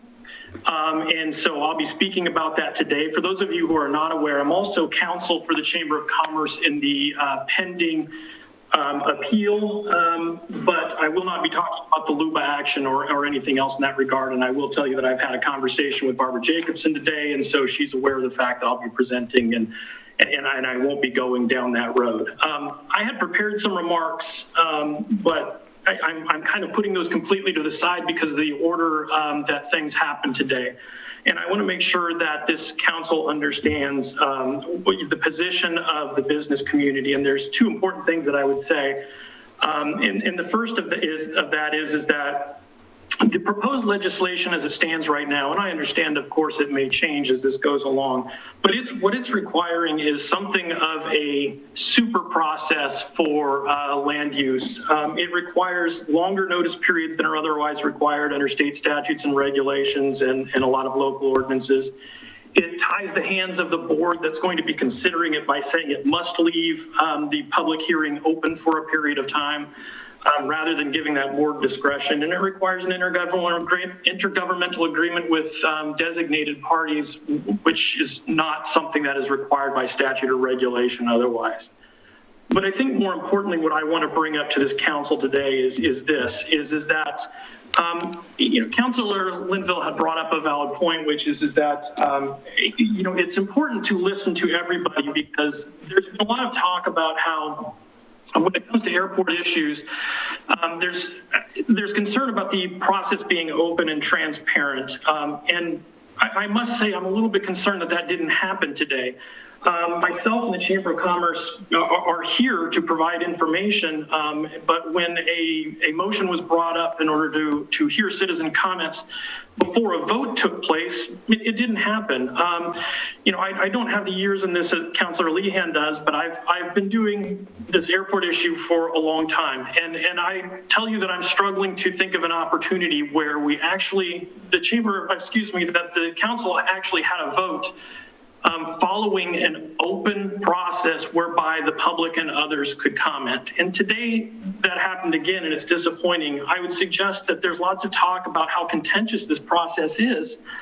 But these are the sorts of things that make it contentious. I understand that the response to that may be that, well, it's not open on the other side. But that's certainly not by the Chamber's doing. And what's communicated to the city's businesses today is that their input in this in this decision didn't matter. We have companies like FLIR that has hundreds of people here. That's included in Mr. O'Malley's. I see my time is ending, but I can be quick here right now, and I hope that you'll indulge me a little bit here. We have cities that really rely upon that airport and the possibility for it to be extended. And that's not to say that this council shouldn't vote the way it did, but we should be open about that process. We should allow public comment and public input before we make a decision like was made today. That's not to say your decision would be different, but we should be open. And it's a little disappointing to see that hasn't happened. The chamber's here to have those conversations, and we look forward to that and hope that we'll indulge that in the future. Thank you, Eric, and I appreciate your statement, and I think we heard most of it. I do have to be attending to this 3-minute limit because many people want to say more, and we have to be as consistent on that. So I hope you have given us a statement in writing, and we have that. Next is Zachary Reichel. Thank you. Can y'all hear me? Yes. How you guys doing? My name is Zach Reichel. I'm here to speak on the Newburgh pool incident or proposal that would be going in. But I'm born and raised in Wilsonville, lived here for 22 years. I'm currently at college right now at Oregon State University. And water sports is my life in the summer and the spring. And I would hate to see that be taken away from the opinions of very few people. I know that there's very few people that want to have these laws that go in place because many people's lives revolve around water sports, especially mine. It's a way of life for me, and see it be taken away would be very, very disappointing. Like I said earlier, one thing I do know is that the voices of very few people do not outweigh the voices of thousands of people, and I know that for a fact because I know thousands of people from all over the state of Oregon come to Wilsonville just to use the river. And I know in your situation, every single one of you guys, some people voted for you, and you're in the position you are because people voted for you. The majority voted for you, and I don't believe it's right that the majority is silent in this situation and would be in defeat from the voices of very few, and I think that's very unfair. So really, I don't think it's right that this bill would be passed, and I think, yeah, you guys should do all you can to or if you have a different opposing opinion of mine, I'd have you guys rethink that because many people's lives revolve around water sports and it's a way of life. And so, yeah, that's just kind of my 2 cents, and I hope that gives you guys something to think about. But these people who are opposing this bill probably never even tried water sports. They may live on the river, but they don't even use their dock. I know I've actually driven on my boat many times by the docks of these people who oppose this bill, and they barely even use their dock. I don't even live on the river, and I go on the river 6 days a week during the summer, but at 6 a.m. every morning going skiing, I'm there at 7 at night going skiing. So to have this taken away would be catastrophic, especially my life, my family's life. I know people all over the state of Oregon highly depend on this certain stretch of the river to enjoy life, just to get away, have fun. I know especially companies like Active Water Sports heavily rely on this stretch of river to demo boats, demo sports. If you guys have never tried water sports, I would encourage every single one of you to go out there and try it because I do think it's life-changing. And so, yeah, that's my 2 cents, and I encourage you guys to rethink that whole thing. Thank you.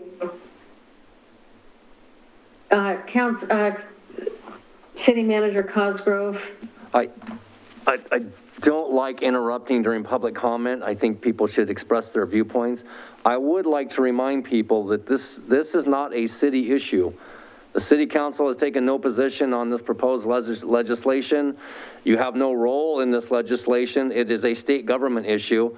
I would encourage people who are opposed or in favor of the bill to contact their state representative and their state senator and make their views known. But the city council has no impact on that legislation other than you could lobby for it, I presume, if you so wish to, but it's a state bill, not a city bill. I just wanted to make that clear. Thank you, Mr. Cosgrove. Do we have more citizens waiting to make comment? Yes, up next is Kelly. ahead, Kelly. Hi, yes, Kelly Gilmore, citizen of Wilsonville, live at 31037 Southwest Sandy Court, and I'm going to echo what the city manager Cosgrove said. I understand that you guys don't make the decisions as far as these hospitals go, but I can tell that you guys do know each other, and that does come into influence a lot of the times when talking with the state representatives, a lot of the, hey, good to see you again, and this sort of thing. And I just thought it would be important to mention that we would like everybody's input on these sorts of things that do affect our community and do affect our community members and the people that come in to use our community, and specifically the boating community. And so if you just listen to the majority rather than the minority on that one, I think that'd be super helpful. And thanks for all your time and everything that you guys do for the city. I really appreciate it. Thank you. Thank you. Do we have another person? Yes, Molly Herman. Molly Herman, please go ahead. Thank you. I would like to speak to the risks to person, property, and the environment due to the ballasted wake boats in the Newburgh pool. I understand what the city manager said, but also being that this is Wilsonville property, and that to be able to repair the significant damage we have suffered, it is going to have some impact on how we relate to the city and the permitting that we're going to need to do. I do want to mention a couple things by way of history. My family moved to Wilsonville in 1972 on Montgomery Way, in the Willamette River, and the Newburgh Pool. My parents moved here to the country and to a close community, and I and my family have lived on or near this property almost 50 years. In fact, my husband and I came out in 1996 to help my dad and Mr. Bernard, remember the tugboat guy, to save docks on the river. So we've seen lots of changes on the river. My own little family moved back about 9-10 years ago, care for my mom after Dad died until she passed. And when we moved back, yes, there were some changes, but nothing compared to what happened about 5 to 7 years ago. And to the person that said that the picture Representative Neuron showed was a part of the river where there was no wake boating, that's not true, because that was my dock. That is my dock, and that is where I live. And I can tell you that now from April to October, that is no pool. It is constant and unceasing ocean-like waves. So they produce these waves that crash against our silted riverbank, not just ours, the whole riverbank, both sides, up and down, at heights of 3 to 4 or more feet, carving out the silt on the riverbank just like a backhoe would, only faster, stronger, and unending. What that does is it destabilizes the entire bank. Our bank is generally 35 to 50 feet up, depending where in the course of the year where the water is. So imagine a lateral space or gap, a cave in this silt, totally destabilizing the bank above it.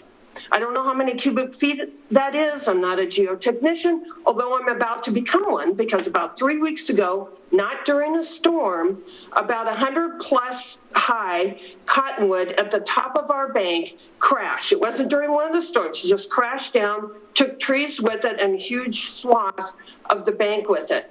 That tree was also part of a stand of other larger trees, including a much taller, older growth fir tree, and where the roots were entwined, and in fact broke the roots of the taller fir tree. At this point, that fir tree and probably the other stand, for sure the fir tree is untenable. It's going to fall either on my son's bedroom or take out the rest of the bank, basically leaving that part of our property on a cliff. So, thank you. Up next is Rick. Okay, I guess we just quickly went to the next name. Thank you, Molly, and you can send written testimony if you want to have more given to us. Please go ahead, Rick. Yeah, this is Rick. Are you able to hear me? Yes. Okay. Good evening, Madam Mayor, members of the council. For the record, my name is Rick Schulte. I live on the Willamette River at 10681 Southwest Edgewood Court in Wilsonville, Oregon. Just wanted to mention that Montgomery Way, where the previous person lives, that is not in the current surf zone. Thank you for letting me voice my absolute opposition to House Bill 255, House Bill 2725, by our local elected representatives. This is all, again, in the spirit of transparency and in support of the city values that, for recreation and tourism. And I'd like to provide comment on a few key points to be used to push these bills forward. First, I want to address the claims related to the wake sports impact to endangered species, both salmon and steelhead, because that's been the latest claim made by the opposing to the recreational activities on the river. This was reported by Courtney Buchanan of the Pamphlet Media March 3rd, 2020. When asked the question, the Oregon Department of Fish and Wildlife, ODFW, Deputy Fish Chief Bruce McIntosh was asked, do wake sports really impact salmon and steelhead population? And if so, to what degree? And in quote, our perspective is they have little to no effect. McIntosh said the main deterrent to such populations is blockages to the historical above the dams. McIntosh said that the department's experience and observations, wake boats do not significantly impact salmon and steelhead. The ODFW Fish Chief said that during the peak time when wake sports activities are most popular in the summer months, these species have completed migration and are more located in the upper portion of the Willamette River near the McKenzie and the Santiam tributaries, where the water is cooler and less amiable to water sports. End quote, it's the Newburgh Pool, not a place they spend a lot of time making their living during the summer. We look at that and say the impacts are low, McIntosh said. We need to make decisions based on scientific facts, please, not opinions and anecdotal stories by a select few. Next, I'd like to address the claims of personal property damage. I've lived on the river above the Boones Bridge ramp for 20 years, and I've experienced no damage whatsoever from wakes caused by any boating activity. I take responsibility to perform routine maintenance, as most responsible homeowners do, to maintain our most valuable asset. And finally, I want to clarify that the bill, while initially targeted a small set of users, is now the latest proposed changes would all but eliminate all recreational towed water sports on the river. All towed water sports. It has nothing to do with wake surfing. The proposed addition of restricting 4,000-pound limit would essentially target all towed water sports, tubing, water skiing, barefooting, trick skiing, kneeboarding, hydrofoiling, wake skating, wakeboarding, not just wake surfing. As many as 80% of the riverfront property owners and several of the owners on the river would find their boats useless. These boats can cost in excess of $100,000, and it's a significant investment. Thank you, Rick. I'm really sorry to have to do this, but I have to be fair. If you could send us that in writing, I would appreciate it. Thank you. Thank you so much for your time. Okay. And before we go to our next speaker, if we have another one, we do have a standard that if our meeting is going to exceed go longer than 10 p.m., we need a vote to continue it. Do I have a motion? Councilor Linville.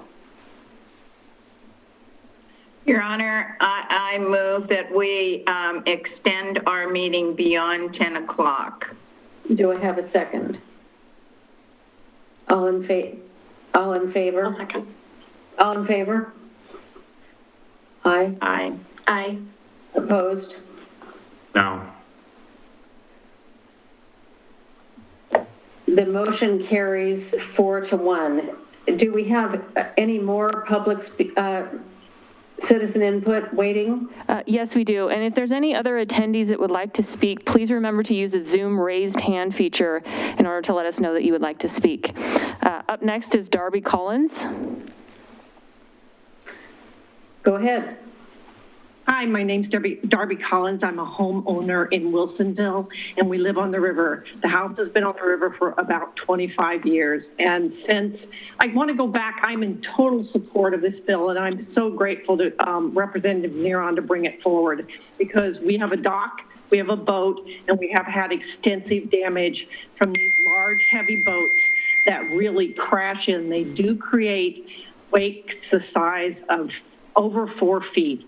The Willamette River and the Newburgh Pool, and the Newburgh Pool is only about 500 feet wide. The banks are made of silt. And when these boats create these waves in the summer when the river is low, they undercut the base and then the banks fall in. You can take care of your dock, you can take care of your banks. People do it, we do it, and we've lost 10 feet of property. We boat on the river, and what happens with these large boats is they become, I believe, the bullies of the river. And so they are doing significant damage. In the summertime when they're going, you can see the riverbank starts out clear, and then it goes totally brown, 100, 200 feet out. And that's all turbidity that is doing damage to endangered species. So we support this, and it's a great, I think what's really wonderful about it is that the bill will ask for people to look at science and data and not all these anecdotal stories to really inform decision-making and really protect this very environmentally sensitive river, and so that others can recreate, paddle boarders, kayakers, regular boating. It will not ban boats. It will ban big boats. And when you look at the Marine Board stats of the number of registered boats within the area coming into the Newburgh Pool, it would really technically only affect maybe 25 boats because they are so large and they do so much damage. So I just want you all to know that back in 2007, they banned any kind of wake devices in this section of the river, and it wasn't enforced. And then the size of the boats were only about 2,500 pounds. So the boats have gotten bigger, the behavior has gotten worse, and they're doing significant damage to people and the recreation for us who use the river. Thank you very much, because it does affect everyone here. Thank you, Darby. We have a written statement by Christy Caruso that the city manager will read. Reading this on behalf of Ms.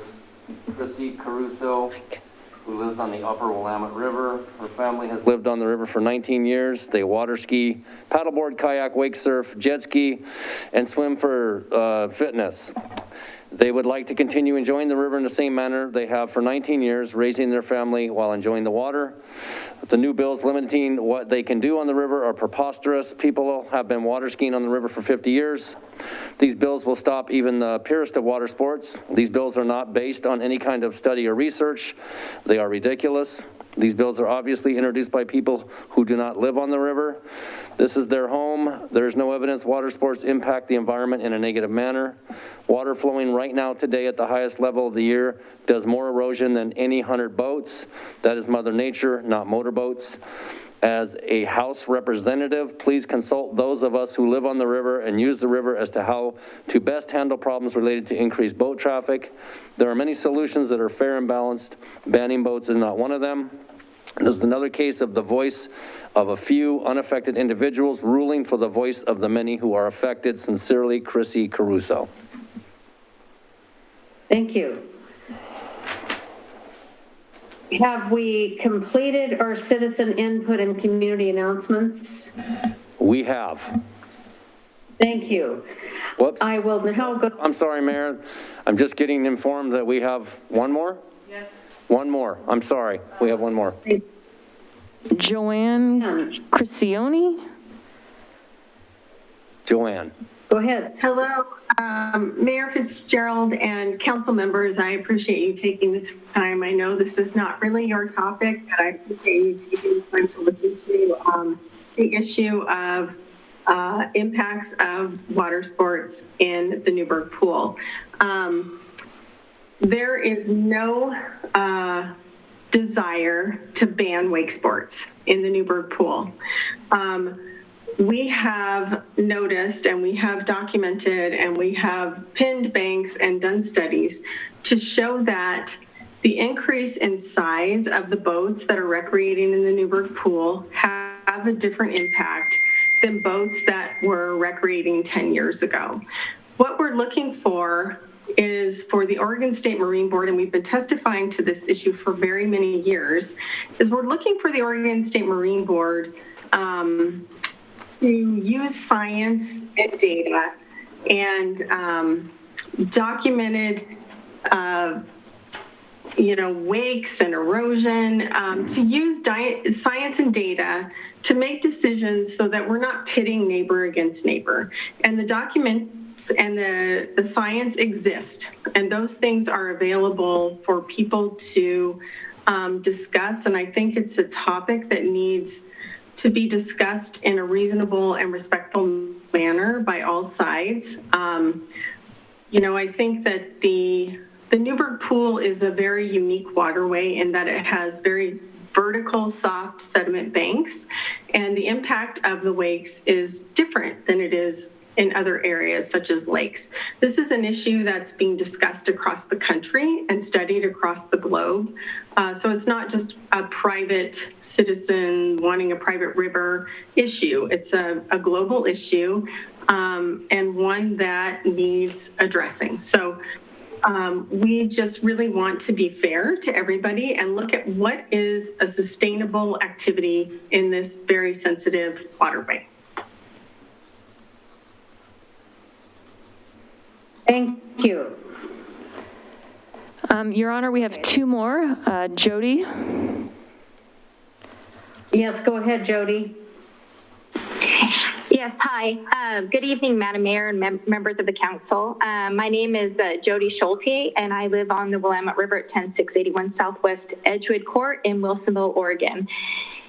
In fact, Mayor Leanne, I actually delivered Meals on Wheels to your mom for many years with my young daughter and told her many stories of us boating on the Willamette River and how she so appreciated that family time. And now my daughter is actually 24 years old in med school and, loves the river, both my kids. And your mom would give us chocolate kisses when we came. But anyways, I want to clarify this bill. While initially targeted a small set of users, now with the latest proposed changes would all but eliminate all recreational towed water sports on the river. The proposed additional restriction proposing a 4,000-pound limit would render all modern boats, from wakeboard boats, pontoons, runabouts, etc., totally unusable. As many as 80% riverfront property owners and several thousand boat owners within 10 miles of Wilsonville own boats in excess of 4,000 pounds and would find their boats unusable for the intended purpose they were purchased for.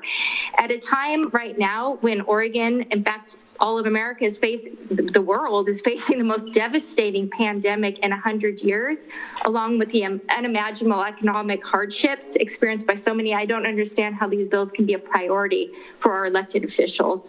I respectfully request, Madam Mayor and the City Council, to take proactive action to support us in these bills going forward, or at a minimum, remove the 4,000-pound weight limit on behalf of your constituents who value the recreational opportunities of the Willamette River, which would essentially ban all towed water sports on the upper Willamette River. This is contrary to what Representative Neron stated earlier. The bills as currently written do not focus solely on wake surfing as represented by Neron, as she had stated. I also encourage Representative Neron to spend time, or perhaps more time, with riverfront property owners. Please come down to my dock. I would love to have her perspective and experience related to the perceived impacts of towed water sports with regards to erosion, property damage, and impacts to the environment. I spend every summer doing Wake the World. We also do Camp Agave, and I take foster kids, and I also take kids out on my boat, teach them to wake surf, wakeboard, whatever their age is, surf, tubing, whatever they are, from age 0 clear to age 20. And I take these kids out and I teach them, I show them a good time, I teach them something new. And I've done this for years with my family. Every year we do this over 3 or 4 times a year. Thank you. Anyways, thank you for your time and consideration. I guess my time is up. Thank you. Elizabeth McCord. Elizabeth, please go ahead.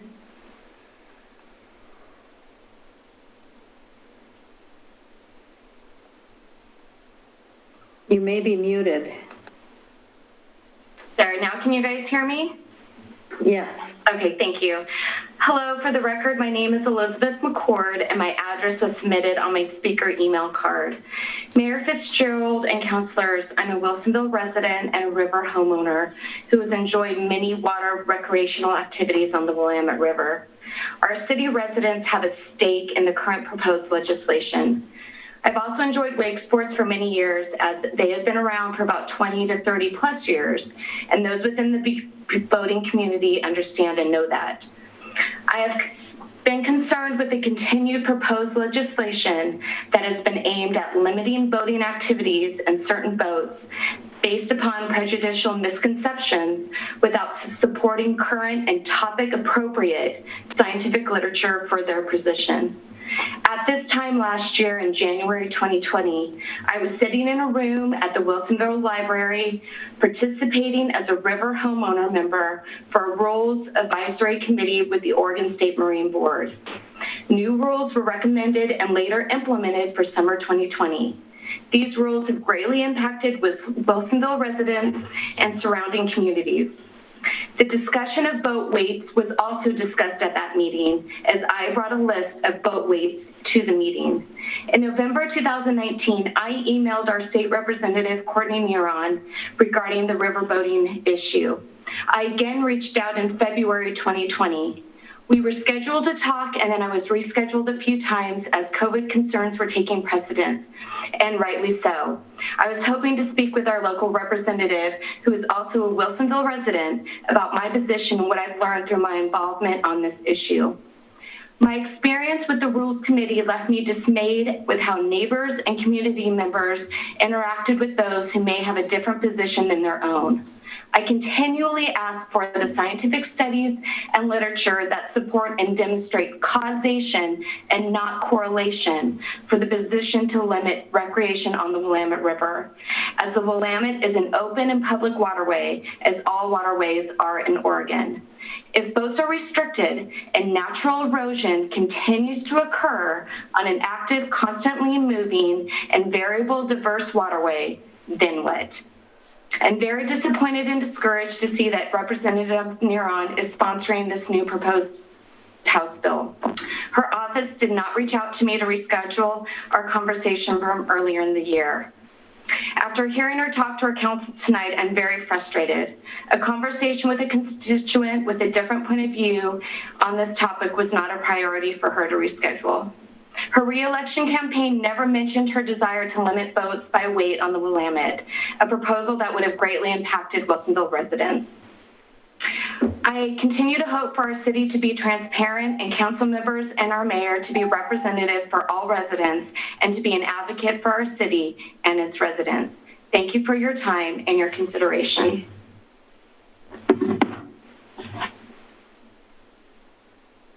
You're muted, Mayor. Completed the citizen input section. I would like to now move to councilor comments. Thank you, Mayor. Sorry. Confirming that, do we have somebody else? We have one more. Haley? Okay. I know, yes, please go ahead. Sorry, we have to ask them to raise their hand, and sometimes they do it later. Okay, well, I'm here. So my name is Haley Schulte. I actually live on the river, 10681 Southwest Edgewood Court, and have been very fortunate to live here pretty much my whole entire life.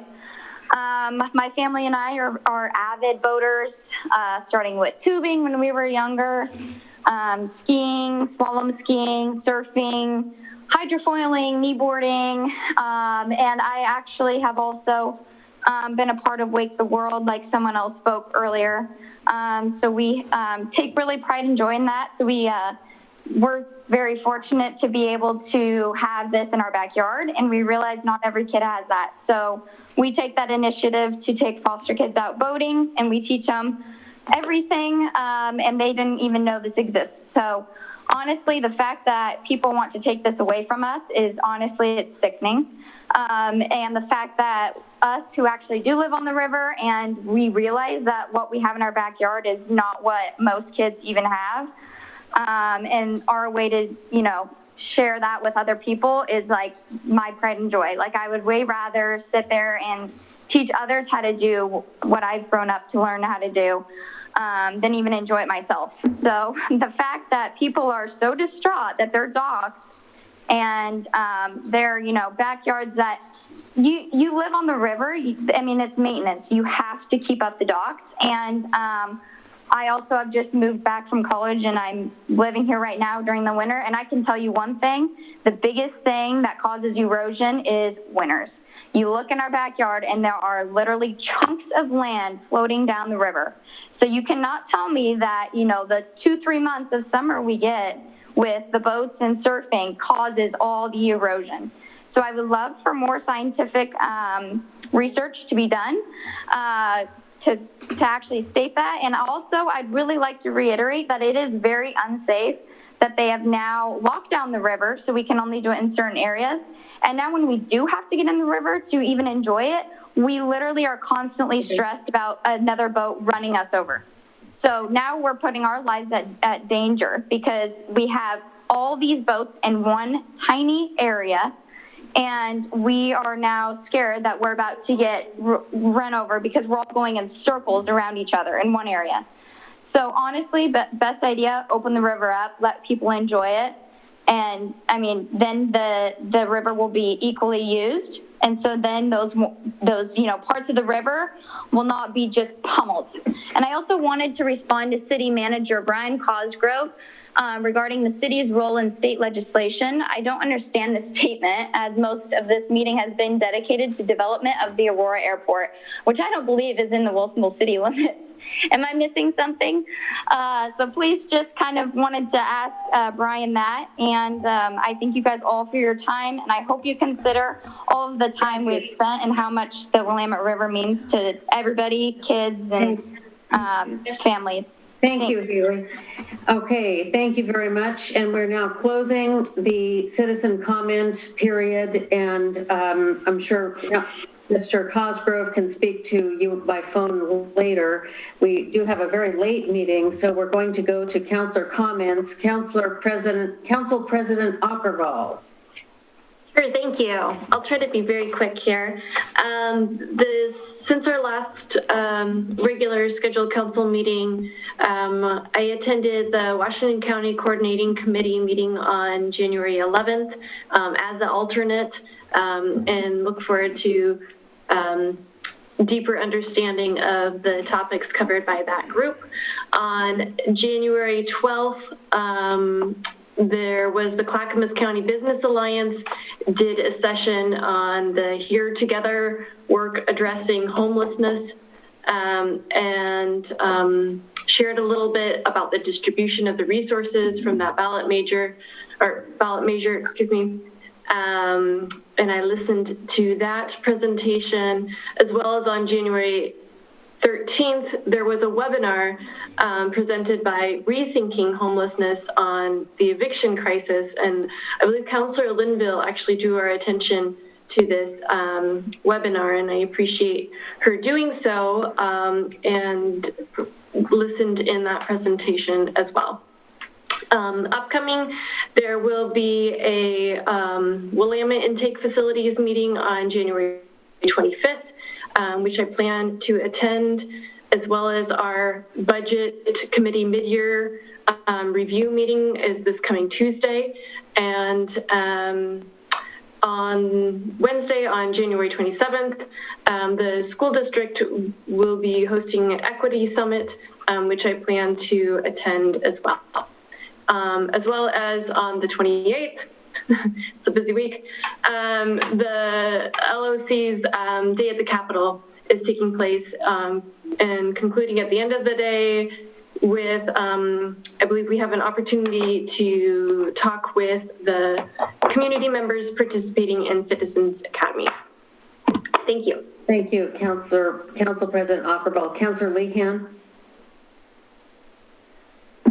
I'll get my mute button.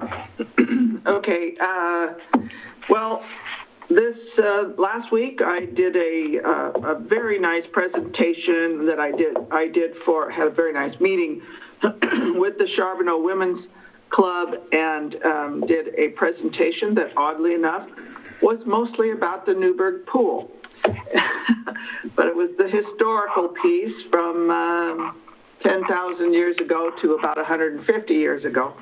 And so that was a lot of fun, and I'm going to do part 2 with them in a few weeks, or a few months, probably. Other than that, yesterday I turned 70 and got a new president for my birthday. That's all I have. Thank you. Happy birthday. Councillor West. Yeah, I'm going to be super brief because it's almost 10:20 and I have to get up so early for work tomorrow. But I really want to also say I don't think I've ever seen that many citizen comments in 2 years since I've been on the council. Well, at least I can't remember since I've been in this elected office. And so I think one of the keys to a great government is a participating citizenry that participates. And so, though you kept us here a long time, thank you so much.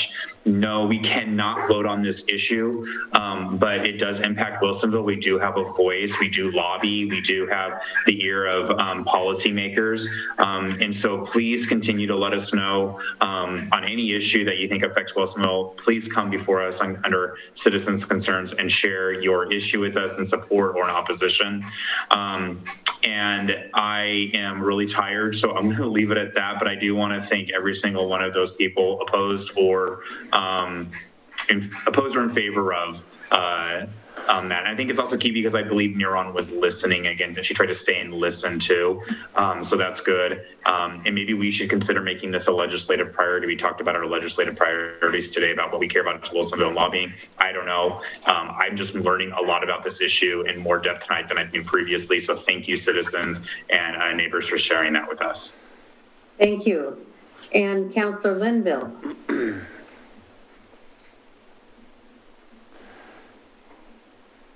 Oh, I think you're muted. I think you're muted. Councillor Linville, you're muted.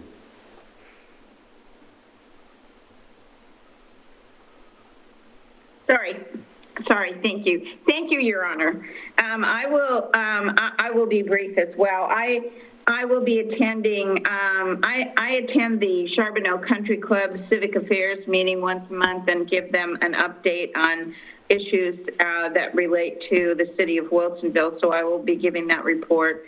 Also attending the Budget Committee meeting on the 26th, and then the day of at the Capitol on the 28th. And I just wanted to make a quick couple remarks, and one is that it was a very strange Martin Luther King Jr.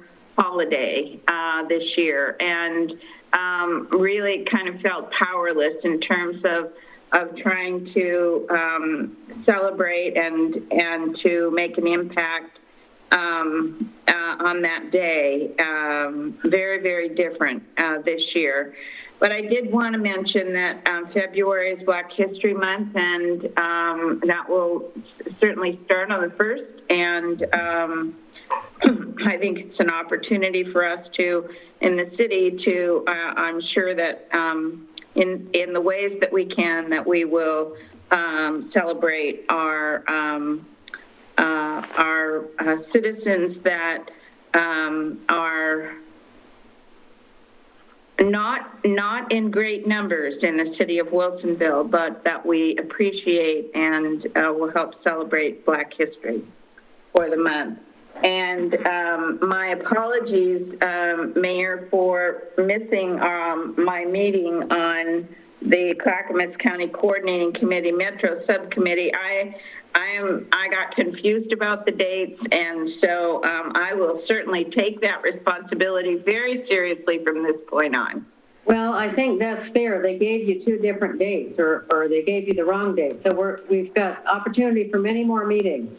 Yeah, I'm certain we do. Thank you very much. And we'll move now to the consent agenda. And minutes of the December 21, 2020 City Council meeting.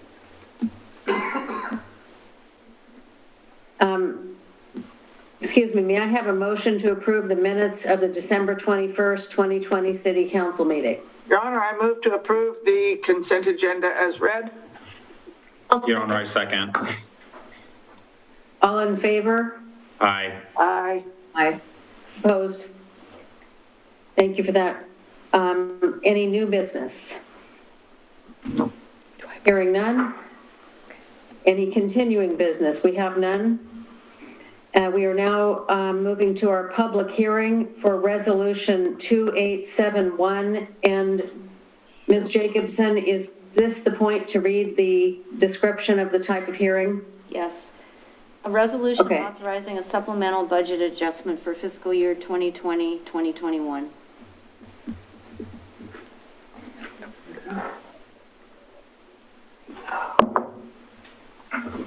Okay.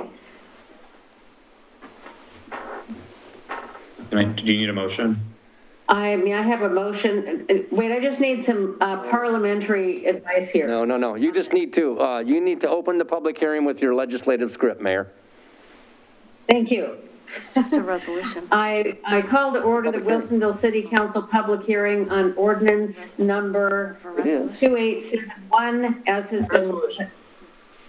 Ladies and gentlemen, the City Council will be taking public testimony tonight at the public hearing. The hearing will be conducted in the following manner. City staff will present the report, testimony by proponents, opponents, and those neither in favor or against the proposed resolution. Due to the COVID pandemic and Governor Brown's emergency order, this meeting is being held remotely by Zoom. Information regarding how the public could attend this meeting remotely and give testimony is posted at City Hall and was also timely published in the Wilsonville Spokesman and is also posted on the city's website shown on the screen. Notice was given that testimony could be submitted for the recorder in advance in writing by email or by mailing it to the city recorder. If you're listening to this meeting remotely, when the time for public testimony is called, please use the raise hand feature in Zoom or press star 9 on your telephone if you would like to testify.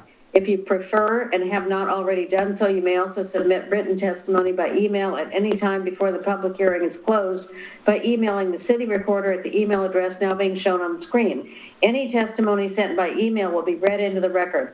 Please include your name and mailing address with your email testimony. If you are having difficulties with these instructions, you may call the number shown on the screen and enter webinar ID number as shown on the screen when prompted.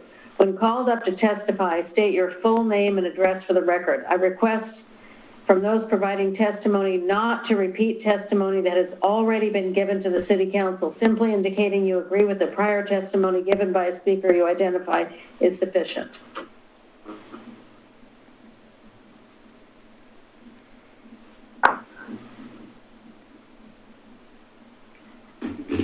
Do we have anyone testifying? He fell asleep. I think, Mayor, you'll want to hear the staff report, and then you'll open it up to the public to see if there's anyone to comment. Thank you. I'm ready for the staff report. Okay, my name is Keith Gatko. I'm the Assistant Finance Director. As mentioned, as allowed by Oregon budget law, the council is able to adjust the adopted budget with the public hearing as we have here tonight. And we have 5 items for consideration by council. Budget requests include $80,000 for the restaurant relief program with funding provided by the urban renewal program income funds. So unfortunately, we have an urban renewal budget meeting right after this.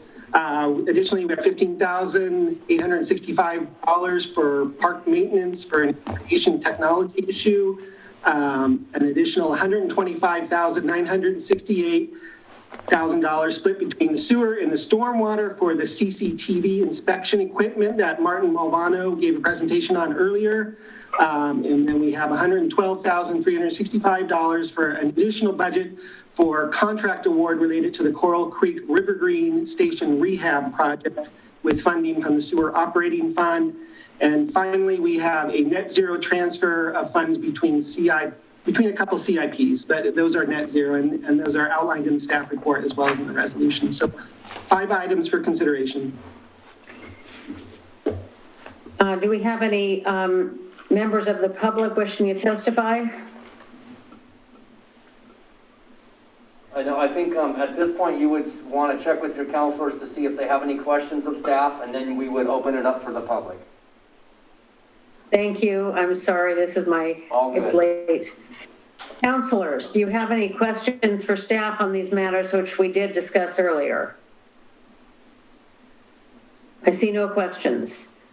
And now, may I open it up for public testimony? And it's my pleasure to tell you, Mayor, that we have no one wishing to speak on this issue. Since there seems to be no public testimony, I will call for a vote. I will call for a motion.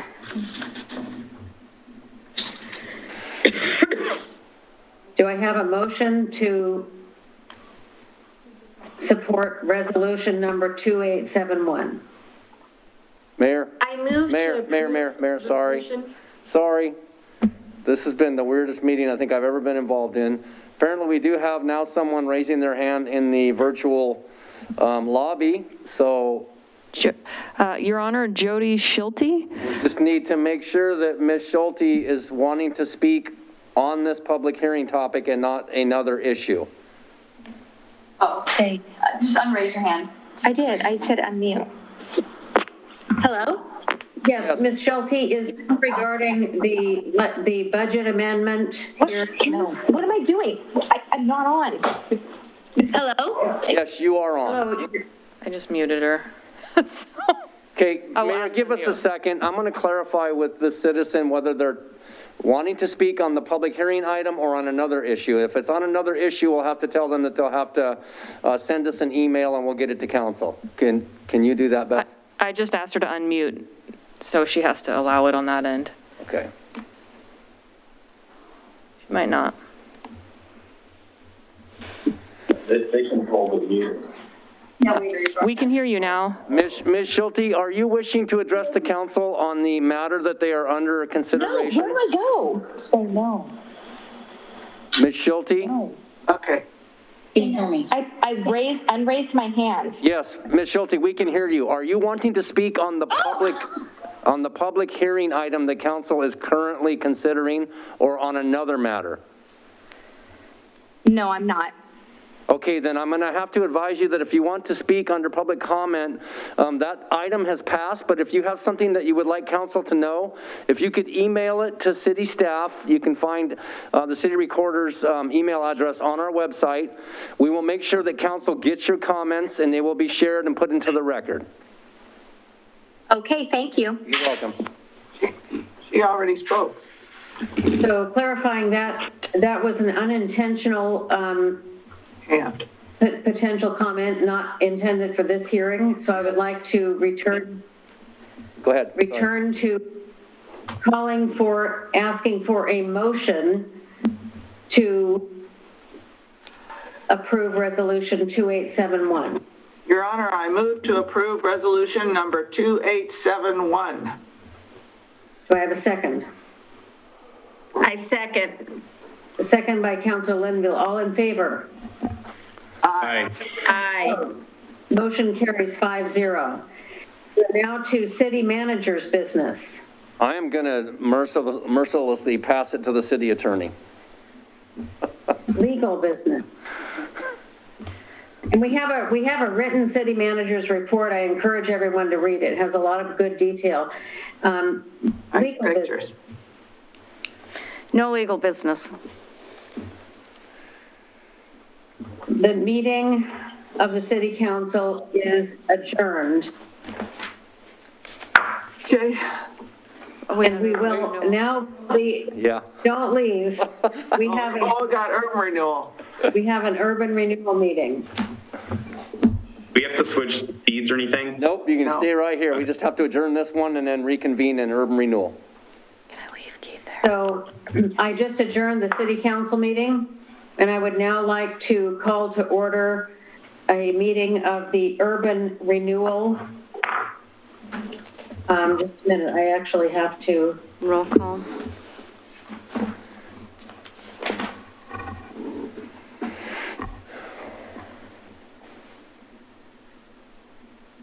Call to order the urban renewal meeting, urban renewal agency meeting on January 21st at 10:32 p.m.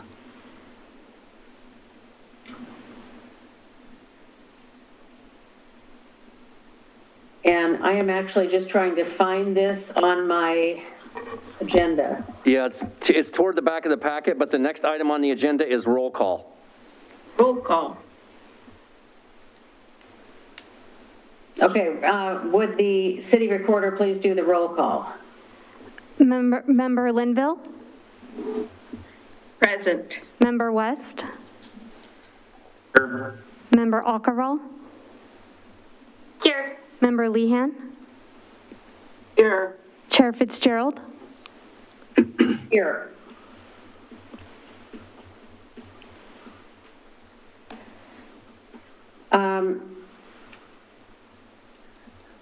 We're now ready to review the agenda item. This is going to be an urban renewal legislative hearing. I call to order the... Wait. Hey, Mayor, I'm sorry, I don't mean to interrupt, You did call it to order. You did call it to order. We need you to see if there's any citizen input, and then we have one item on consent. So I'm not sure if you didn't get the agenda. We can talk about that offline, but I can help you navigate the agenda. I now got it. I'm sorry. This is my first, that was a separate link. I was trying to scroll at the bottom. I'm really sorry, everyone. All right. Now, I was searching for it in the wrong place. It's right here. Okay. So do we have citizen input at all? This is an opportunity for visitors to address the Urban Renewal Agency on items not on the agenda. It is also the time to address items that are on the agenda but not scheduled for a public hearing. Staff and the City Council make every effort to respond to questions raised during citizens' input before tonight's meeting ends or as quickly as possible thereafter. Please limit your comments to 3 minutes and use the raise hand feature of Zoom to let us know if you want to provide comments. Do we have anyone making comments? No, we do not. May I have I'm open to a motion to approve the consent agenda. Oh, I've got to read it first. I move to approve I have to read it. Minutes of the October 19, 2020 URA meeting. All in favor? Aye. Aye. Aye. And I did want to clarify that just so we could all hear that we were approving the minutes of the October 19th, 2020 Urban Renewal meeting, and I am actually going to abstain from that vote because I was not at that meeting. So I'm going to once again call for the vote. All in favor? Aye. Aye. Aye. Aye. Opposed? 1 abstention. 4 in favor, 1 abstain. Is there any new business? No continuing business. We now will open our public hearing for URA resolution number 312. I just have to read it. Resolution authorizing a supplemental budget adjustment for fiscal year 2020-2021.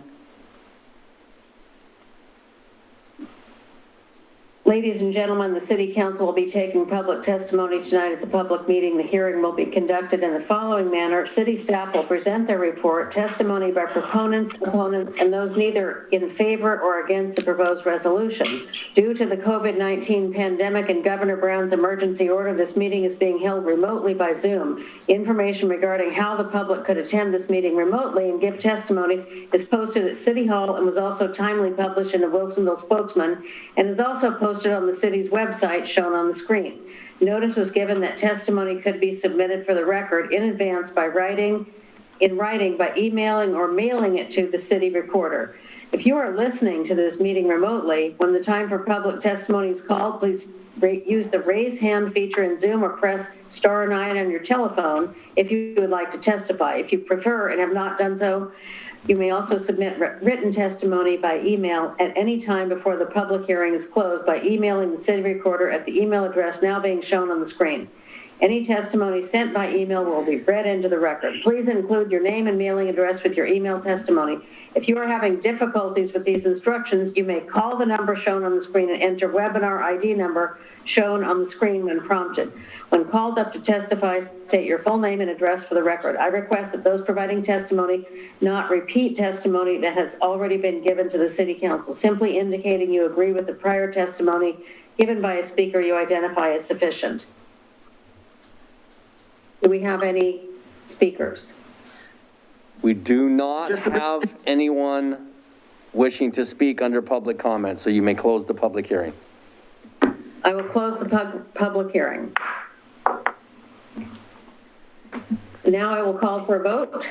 Actually, I will ask for a motion. Mayor, hold up. Is there a report? Yeah, I mean, it's a report if you want, but it's the same report you received in city council, so you can actually waive that and see if anybody has questions of staff. Okay, I did close the public hearing. I do that again. Close the public hearing. Yeah. Staff, I'd like to ask the councilors if you would like to hear the staff report, or do you already have sufficient information? Yeah, no. I'm seeing that everyone has sufficient. Councilor Linville. Yeah. You're agreeing? Yeah. I agree. Your Honor, I just wanted to say that I'm really, I think it's really wonderful that we have these funds that we can take urban renewal funds to. This was money that was used to do our restaurant relief program, and so I'm in support of that. Yes, it's excellent. Councilor Lehan. Your Honor, I move to approve URA resolution number 312. I'll second. Any discussion? All in favor? Aye. Aye. Any opposed? Motion passes 5-0. The urban renewal meeting is adjourned. This is why things go downhill after 10 o'clock. I'm like yawning on public record. I feel horrible. Okay, well. Fighting yawn.